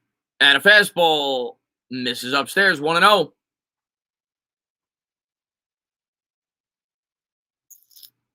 Anthony Rizzo ties the game 1-1. Okay. It's almost like the Wilpons have casted a curse upon the organization. It's always something with the Mets, man. Nothing ever goes completely right. As the fastball misses outside by Smith, 2-0. As the center fielder Naquin is going to lead off here for the Reds. Do you know what section you're sitting at during? It's general admission, I think, isn't it, Nick? I don't think it's assigned seating. Pretty sure. It'll be a 2-0 here from Smith. And here's the pitch. Fastball misses downstairs, 3-0. The Mets bullpen today, and they haven't given up that many runs, but they have not been able to come in and throw strikes. Oh, did you? I'll have to ask. A guy got me, somebody got me tickets. They transferred it to me, though. I have to look. What the hell was that? Drew Smith throws a ball way out of the strike zone, and the umpire calls it a strike. The umpire's like, I gotta eat dinner. I got dinner reservations. That ball was way outside. A fortunate call there for Smith. 3-1. It'll be a 3-1 here. Nito's going to line up inside. And the fastball, that one is called a ball. That one missed a little bit upstairs. So they got a runner on first here in the top of the 8th. Oh, Slurpee's awesome, yeah. And the FBI in the chat. You're at Chili's and your waitress is wearing a black David Wright jersey. There you go. FBI says we have an arrest warrant for KP. If you see the criminal, please contact us at 1-800-CHEAPSKATE-TROLL. I'll do my best. Benjamin. So runner on first. Nobody out here in the top of the 8th. Aquino's going to step in from the right side. Smith looks in for the sign. Nito lines up outside, and the curveball misses. So Smith has been nowhere near the strike zone. You can make an argument he's thrown 6 balls and no strikes. It's 1-0 here.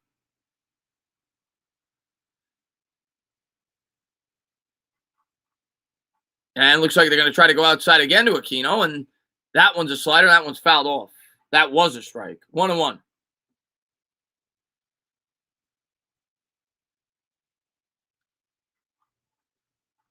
Benjamin and KP got some rivalry going on, man. And they got Akiyama on deck. He's a slap hitter. He's going to try to hit it to left field. Here's the 1-1. And a fastball misses inside. Aquino lays off. 2-1. Obviously, if the Mets want any chance to win this game, they've got to get out of this inning without a run. Smith from the set. Nito lines up outside. Here's the pitch, and that misses way upstairs. 3-1. My God, just throw strikes, man. I don't care if he's out of the ballpark at this point. Throw strikes. 3-1 to Aquino. Smith checks the runner. Here's the 3-1. And a fastball at the knees. What is that, man? That was a clear strike, and Aquino throws the bat towards the dugout and starts to walk toward first, and now he has to embarrassingly go back and grab the bat. He tried to sell that walk. Look at the umpire give him a dirty look. He was like a third of the way down to first base.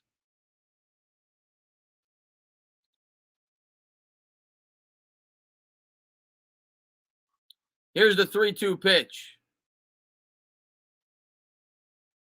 And a fastball taken for a strike. Sit down, but the runner does steal second. He was going on the pitch. So Nito doesn't throw. So they'll have a runner on second now with 1 out as Aquino looks at strike 3. 9 of the, yeah, well, I mean, Diaz threw 32 pitches, I think, last inning.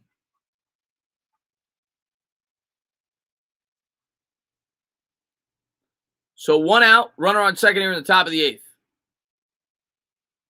Big out there by Drew Smith. Could have been interference for sure. They didn't call it. It could have been. And here's the first pitch by Smith. And there's a slider in there for a strike. 0-1. That should have been interference. That should have been interference. How is that not interference? He stepped right in front of the catcher. And there's the 0-1 fastball. That misses way outside. Akiyama's batting .202 on the year. No one runs 10 RBIs. The limited time I've seen him, very good defensive center fielder, can't hit. He's a slap hitter, though. Every time I've seen him make contact against the Mets, it's been a fly ball to left field. Here's the 1-1. And the slider misses upstairs. 2-1. That should have been interference.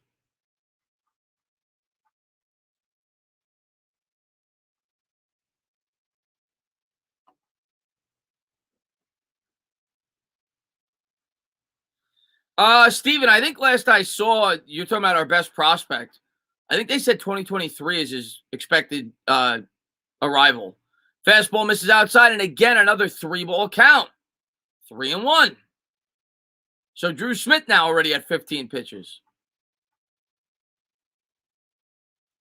He does have a base open, but it's not like Akiyama's much of a threat. Here's the 3-1. Naquin leads from second. There's a fastball in there for a strike. And again, was starting to stroll towards first base. He wanted to walk. 3-2. Fastball in the outside corner.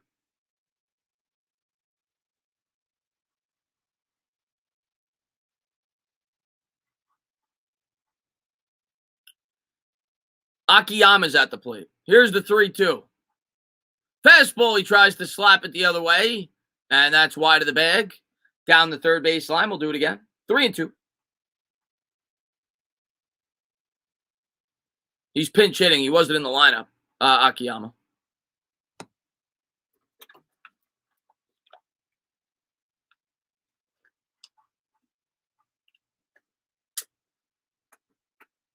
Here's the 3-2 from Smith. And a fastball. Oh, my God. This umpire is complete trash, man. I'm happy that he called it a strike. But, my God, that ball was like at least 4 or 5 inches outside. That's the second time he gave us a call this inning. I'll take it as he rings up Akiyama for a cold strike 3. I think the umpire got pissed when Aquino started strolling down the first base. So 2 outs here in the top of the 8th, runner on second. And it'll be the top of the order. India, first pitch swinging at a fastball out of the zone, and the Mets are going to get out of the jam. Alonso underneath it. He'll bring it in. The good news for the Mets as well, the Reds are going to have to go to their bullpen because they pinch hit for the pitcher there with one out and a runner in second. He's been completely dominant today. At least a somewhat questionable decision by the Reds, who have a vulnerable bullpen. So we'll go to the bottom of the eighth. Mets trail 4-1.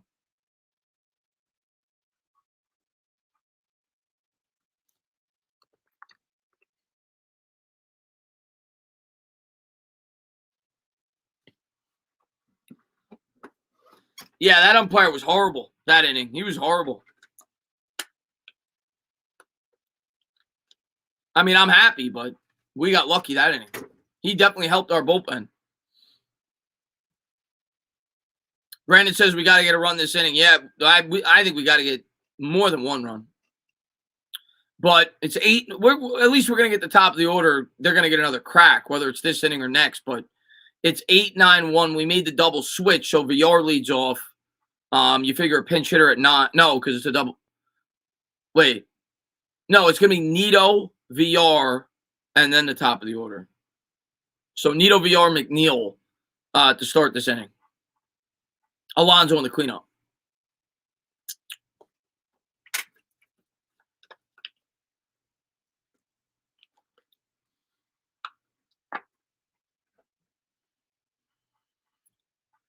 What's going on, Diego? I like Baez. I mean, obviously he has a power threat to the lineup, but he's very good defensively. He hasn't done much today. Well, he made a really nice defensive play today. He saved a run. He hasn't done much at the plate, but I like Baez. Do I know who's pitching it? No, they haven't shown it. It's a commercial.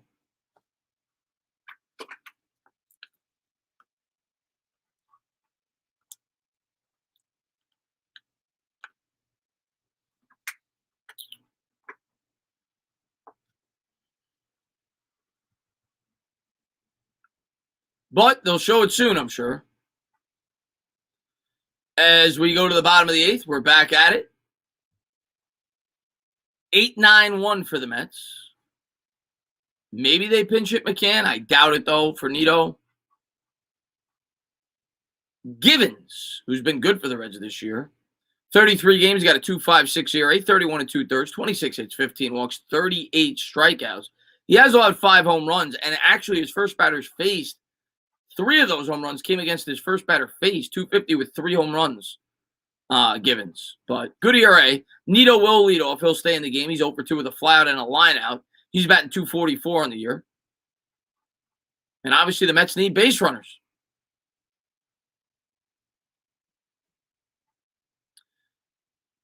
Givens looks in for the sign.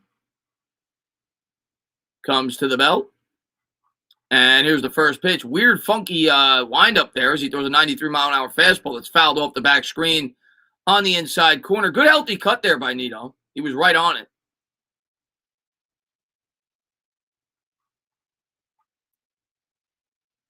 I just need the Mets pitching to get healthy. We will be fine. Happy that we got Baez. Yeah.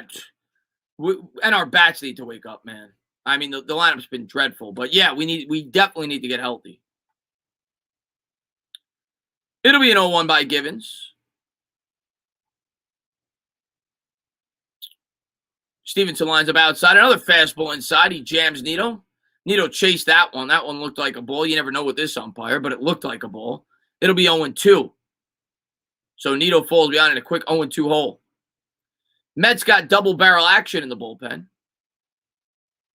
It'll Hartley and Aaron Loop warming up for the Mets. Here's the 0-2 to Nito. Fastball up in the zone, fouled off down the first base line. So 3 straight cuts there by Nito. He's fouled off all 3 of them. Givens throwing pretty hard. I think that was 95.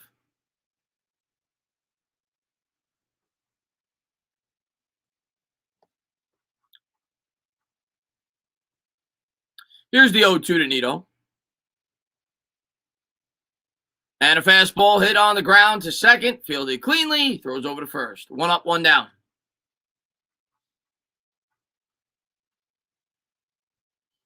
So he makes pretty quick work there of Nito. And now it'll be Villar and then the top of the order. So we'll see if the Mets get a couple of base runners for Pete to give him a chance to tie it up. Villar's been hitting better as of late. He's up to 240 now on the year. He was approaching the 200 mark there for a bit. 10 homers, 22 RBI, 734 OPS. He'll step in from the left side. Better power hitter from the right side, the switch hitter.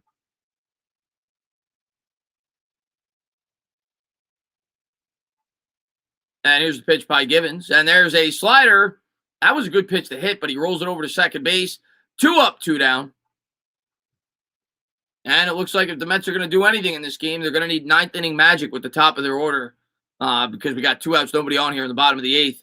McNeil is responsible for the only Mets run today. He had a home run over the right center field wall, about 410 feet.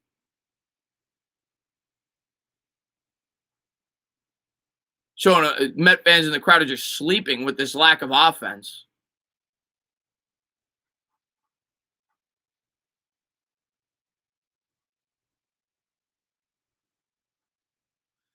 And here's McNeil. First pitch from Givens. And a slider in the dirt, taken for a ball. Good job there by Jeff to lay off. Jeff is 1 for 3 with a solo shot. 277, 6 homers, 25 RBIs. Struck out looking his first time up. He flew out to center field and he hit a home run.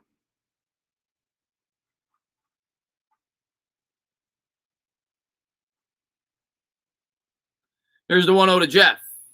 And that's a changeup taken outside. 2-0. You're Givens, man. You got to come out. You know, you got a 3-run lead here. You got Pete on deck. You don't want to give him any chance to make this game closer with a runner on base. You got to go right at McNeil here. I don't care how hot Jeff is. You got a 3-run lead. Here's the 2-0 to McNeil. And he misses with the fastball outside. 3-0.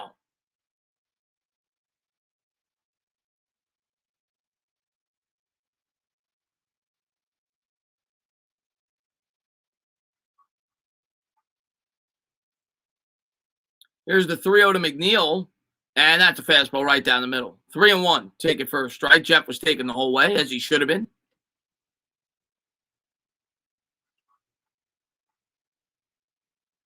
Ray, I'm with you, man. They've been trying to pull everything the entire game.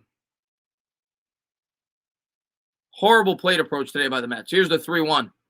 And he swings through the heater. 3-2. 94-mile-an-hour heater. McNeil swings right through it.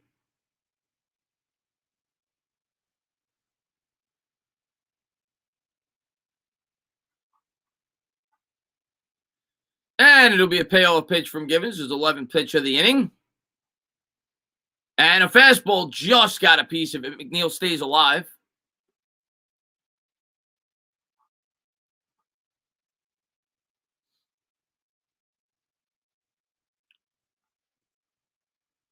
I'm going to bring some garbage for the Dodgers-Astros games Wednesday. Said Scherzer's pitching for the first time. And I'll also bring the KP. There you go, Benjamin.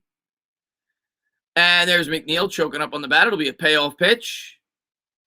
And the changeup, he just fouled that one off. So McNeil's battling up there. Be the 7th pitch of the at-bat coming up. He's fouled off a couple of pitches to stay alive.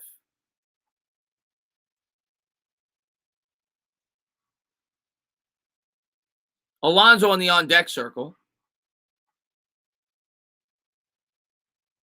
Givens from the stretch. Comes to the belt. And here's the 3-2 to McNeil. And it looks like we got a timeout. Come on, Jeff. Give Pete a chance to make this a 1-run game.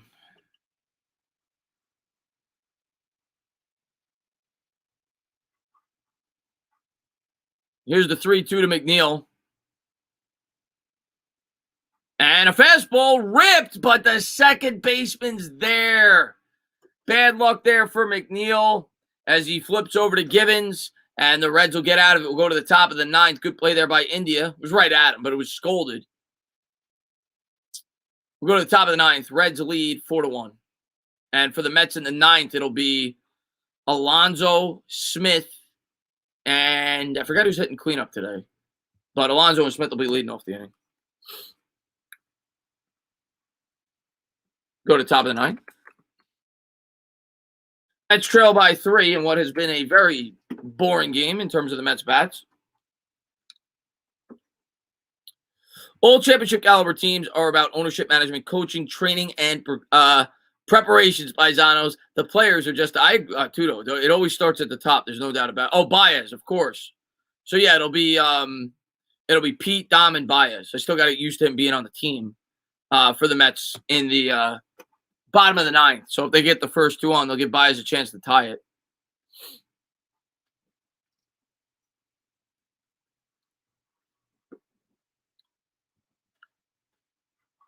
But first things first, they got to keep him scoreless in the top of the ninth.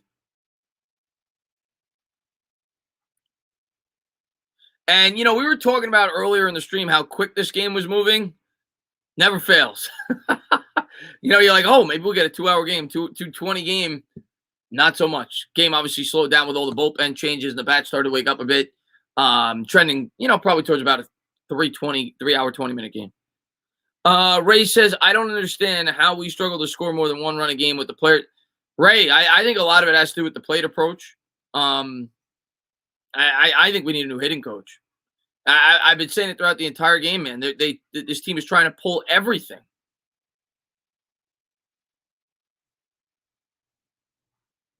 Pete's been batting second all year. Reds win 77. I don't personally agree with it, but Pete's been batting second a lot this year.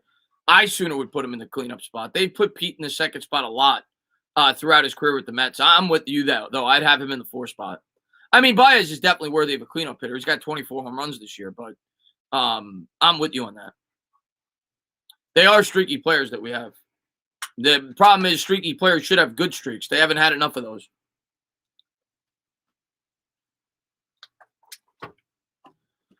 But yeah, I think Baez is a true cleanup hitter, but I agree with you. I think Pete is more of a cleanup hitter. And Tudo, man, thank you very much, man. I appreciate it. What Philadelphia Eagles players are and prostitutes have in common? They're all wide receivers. There you go. And yeah, I mean, I think when Nimmo's in the lineup, Jeff is perfect for the 2 spot.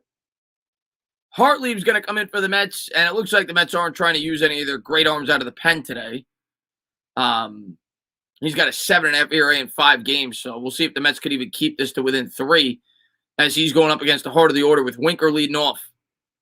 First pitch, curveball, low, take it for a ball. Winker's 1 for 3. He's got a double. He's got a walk. He's got a run. What's up, Mark?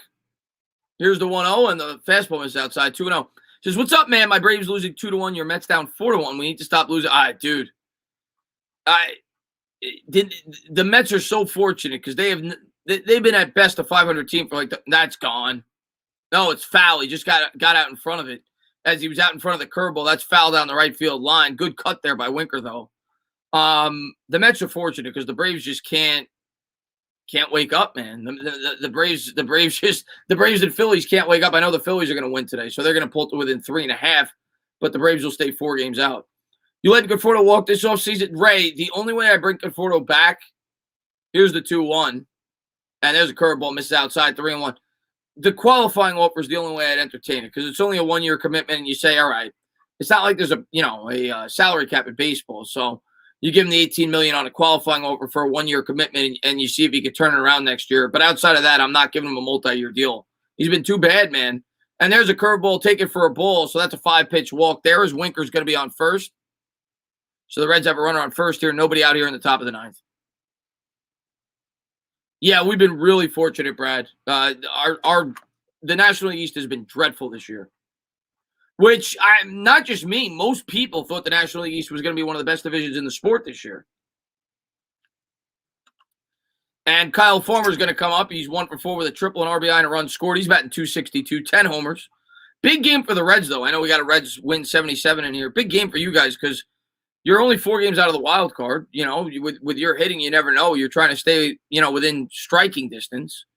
As Farmer takes a fastball, high for a strike, 0-1. Mets with the infield shift on, left to right. And here's the 0-1. There's a curveball at the knees. Nice pitch there by Hartlieb. 0-2. He's got a decent curveball, it looks like.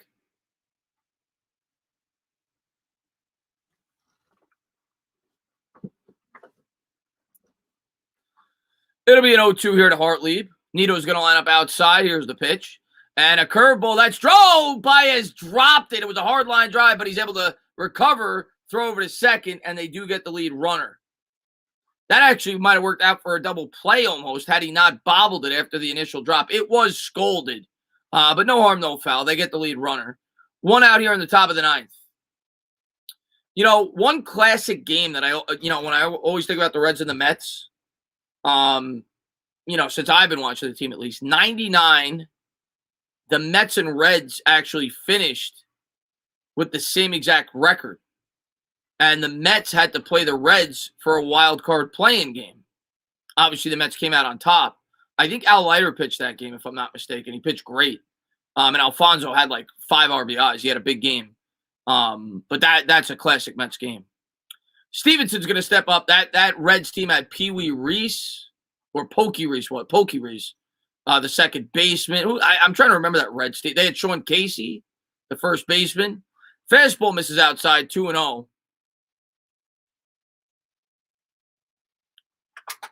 I think Barry Larkin may have still been on that team.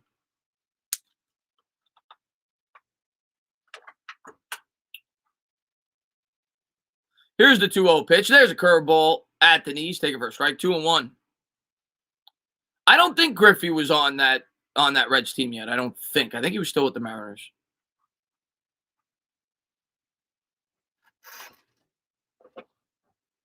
What's the deal with Dom's contract? I'm losing pitch.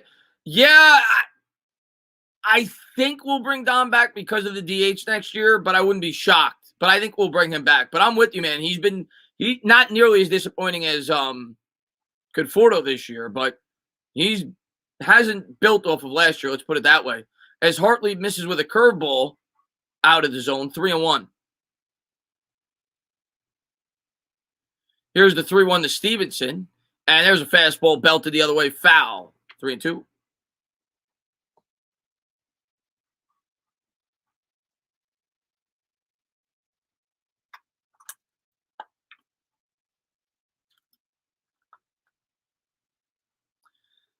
I think we're signing Baez. I'd be surprised if we don't. It'll be a payoff pitch here to Stevenson. And there's a curveball in the dirt. So it'll be first and second here, 1 out. Hartley trying to get out of it. What's up, Emmanuel? Thanks for popping in, buddy. I'm trying to remember that Reds team. I can't remember. They had a center fielder that was decent. It wasn't Griffey. Dunn might have been. I don't think Dunn was even up yet.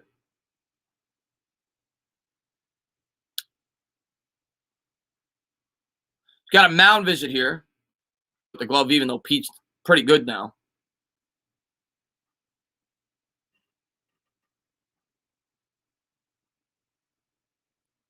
See if the Mets can get a double play here. Farmer with a leadoff second. Hartley from the stretch. Here's the pitch. Fastball belted on the ground, and that's going to get by Baez. That's going to go into center field, and the Reds are going to get an insurance run, 5-1. Oh, man. I mean, when they bring in Hartley, you don't expect a flawless inning.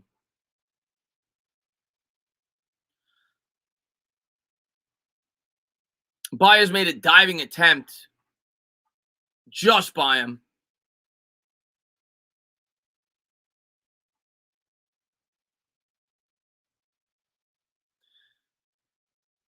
Yeah, I agree. We need to add another pitcher. And you don't know, hopefully DeGrom's okay.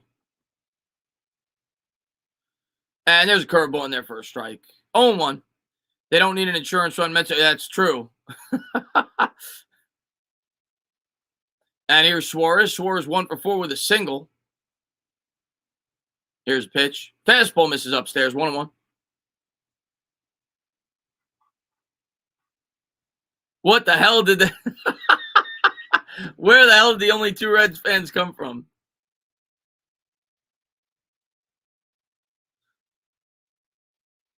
And Hartley from the stretch. Curveball misses downstairs. Good job there, laying off. 2-1.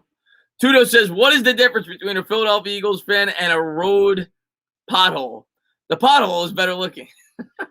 Yeah. That's true. I mean, you could have said that about horse shit too. Here's the 2-1. Stevenson leads from second. Here's the pitch to Suarez, and the fastball misses upstairs. 3-1. I don't think the Mets are going to make a change because it looks like they're trying to preserve their better arms in the bullpen today. This is strategy, I think, on the Mets' part. Oh, Stevenson with the lead from second. This could be a long inning for Hartlieb. Hopefully he gets out of it and at least gives us a puncher's chance in the bottom of the ninth. Here's the pitch. And a fastball down the middle. He got Suarez to pop it up, but I think it's going to reach the seats, and it will. 3-2. You might be right, man. I think it'll still take 85, maybe 86, but 90 wins. No team in this division wins 90 games.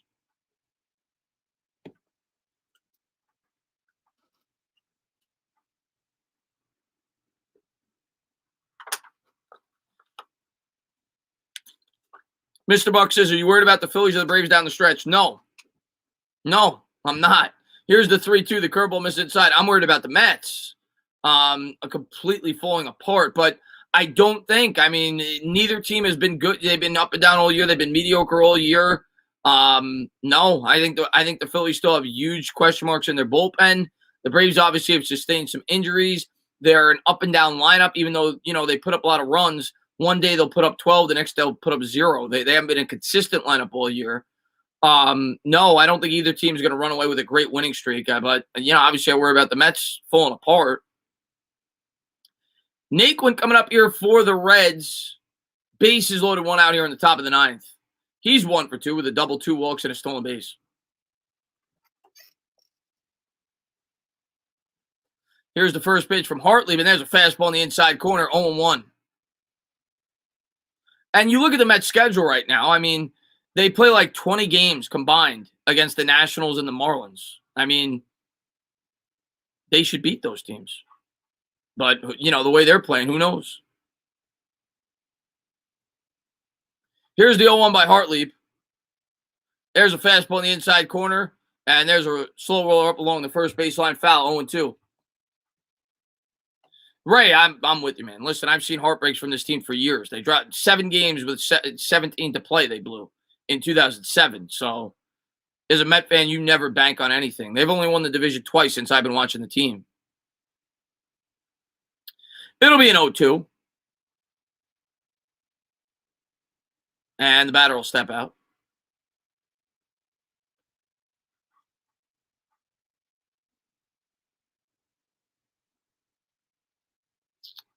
Bases loaded, 1 out. Force play at any base. You have to figure the Mets come home here unless it's a grounded short or second, and it's not going to matter. That's roped down the right field line, and that's going to do it. That's going to go all the way to the wall. The Reds should play at least 2 here, and it's going to be second and third, 7-1. So, I mean, the game was over already, but that just puts the exclamation point on it. The Reds lead 7-1 here in the top of the ninth. And, I think I'm going to take tomorrow off from calling the Mets. With today's performance, I think I'll take tomorrow off. But, I mean, they're just hard to watch, man. The bats aren't doing anything. 7-1.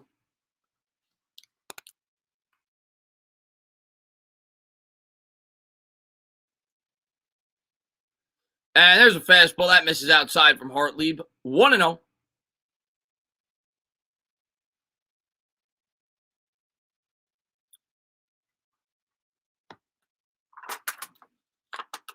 And here's the pitch from Hartlieb, and there's a fastball taken for a ball down low. 2-0.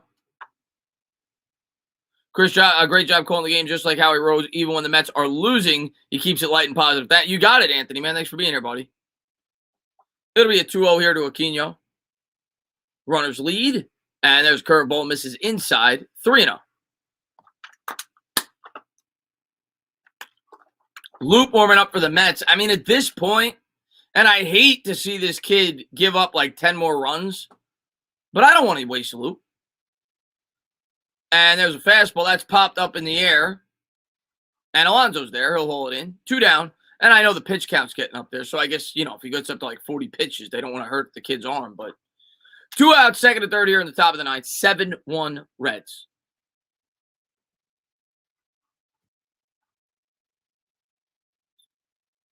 Yeah, I mean, Lloyd, I think it's strictly because in the rare case that, maybe he's at 45 pitches and they don't want to hurt him. So they bring in Luke for, one batter to try to get out of the inning. Wilson warming up here for the Reds. And here's Hartlieb. Here's the first pitch. And a fastball, the inside outside. That's going to hang up for Dom, and the Mets will get out of the inning. But they do give up 3 more. It's 7-1 Reds. And the Mets are going to need a rally from the heavens to be able to have a chance to get back in this ball game. As we go to the bottom of the ninth, the Mets trail by 6. We'll see if the Mets have some incredible late inning magic. I wouldn't guarantee anything, Mike. Maybe I'll call the game. We'll see. We'll see what my day's like tomorrow. We'll see. But yeah, I love calling baseball games. They're fun, but when the team plays like this, it's hard, man. It's basketball is nonstop. It's free flowing. It's 2 hours and you're done. So if they play horrible, you're done in 2 hours. Baseball, and I'd watch the game, but you'll flip the channel in between innings when the Mets are playing like this. It's hard, man. It's hard to call a baseball game when a team plays this bad. Rally caps on, John says. That's right, man.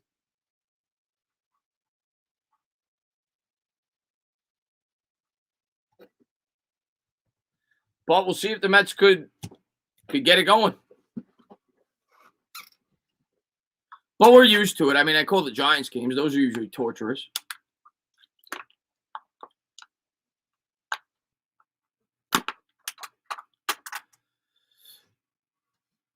So what's on the market for outfielders this offseason? We should be in the market. Yeah, I haven't. I know for a fact because my friend who's like a diehard baseball fan,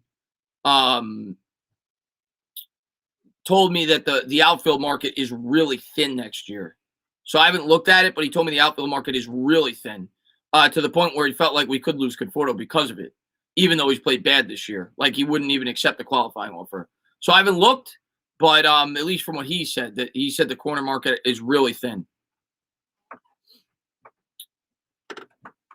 Yeah, we just need 2 grand slams. That's all. Well, a 3-run homer and a grand slam. That would do the trick.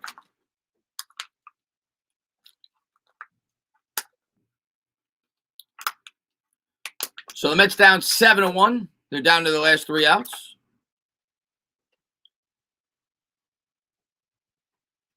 Really nice play by Nito. It's showing the replay. That was a defensive gem by the Mets today. Really the only highlight outside of the McNeil home run. And Justin Wilson going to come on the pitch for the Reds.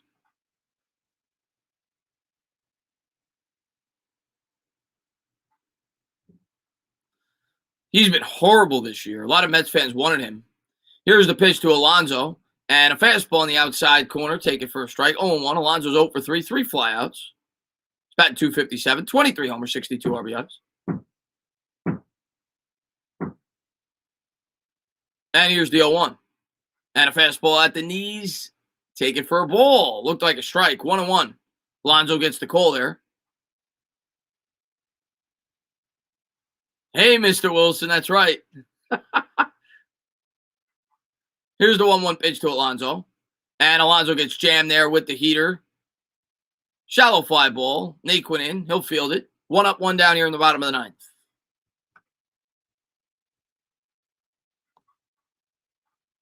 And that's going to bring up Dom Smith. Smith 1 for 3 with a single. He's batting .252. 11 homers, 46 RBIs.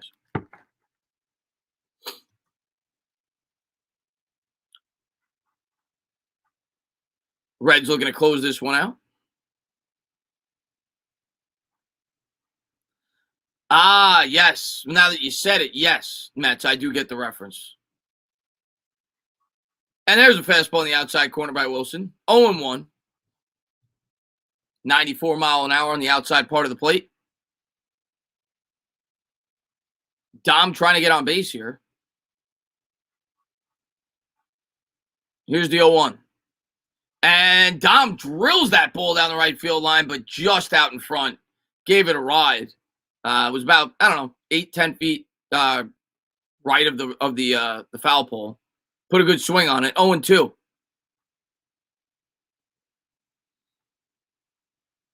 I appreciate that, Mike. Only two problems tonight, boys. Offense and defense. That's all. Here's the 0-2 pitch, and the fastball misses outside. Good eye by Dom, 1-2. There were people saying Dom Smith was hugging everyone in the dugout and maybe a trade was happening last week. Yeah, it never happened. But I didn't hear about that. Here's the 1-2 and swung on a miss. 95-mile-an-hour heater. Looked like Dom was just trying to stay alive on that at bat. He completely stepped out of the bucket there. And 2 down here in the bottom of the ninth. So Reds looking to close this one out. Justin Wilson, the former Met and Yankee. And Baez will step up. Baez 0 for 3. 2 groundouts and a flyout today. As it looks like the Reds are going to take the rubber match. They'll take 2 out of 3 at Citi Field. Wilson from the stretch. Here's the pitch to Baez, and a fastball misses inside. Good job by Baez. Yeah, I mean, this has nothing to do with Rojas. We're going to lose this game no matter what, the way we hit today. Here's the 1-0. And the fastball misses outside. 2-0. I actually thought Rojas did a good job not wasting the better arms in the pen in a game like this.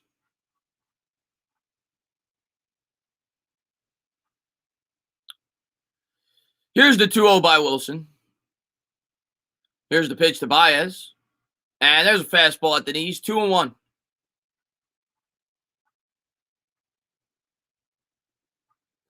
I hope not, Steven, but that might be the case.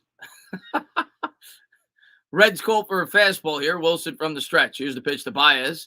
And Baez all over that fastball. That might be gone. That's to the wall. And, it was a foot shy. Baez almost had his second home run as a New York Met. It was 380 to the wall. He did about 379. But that's going to do it. The Reds are going to come out victorious. They win 7-1. The Mets dropped to 6 games over 500 on the year. 3.5 up on the division after the Phillies win today. The Braves lose, so they stay 4 up on them. 58 games remaining, and the Mets now start what we hope a very winnable portion of their schedule. They've got I think the Nationals and the Marlins, I think, for 7 out of the next 10 games.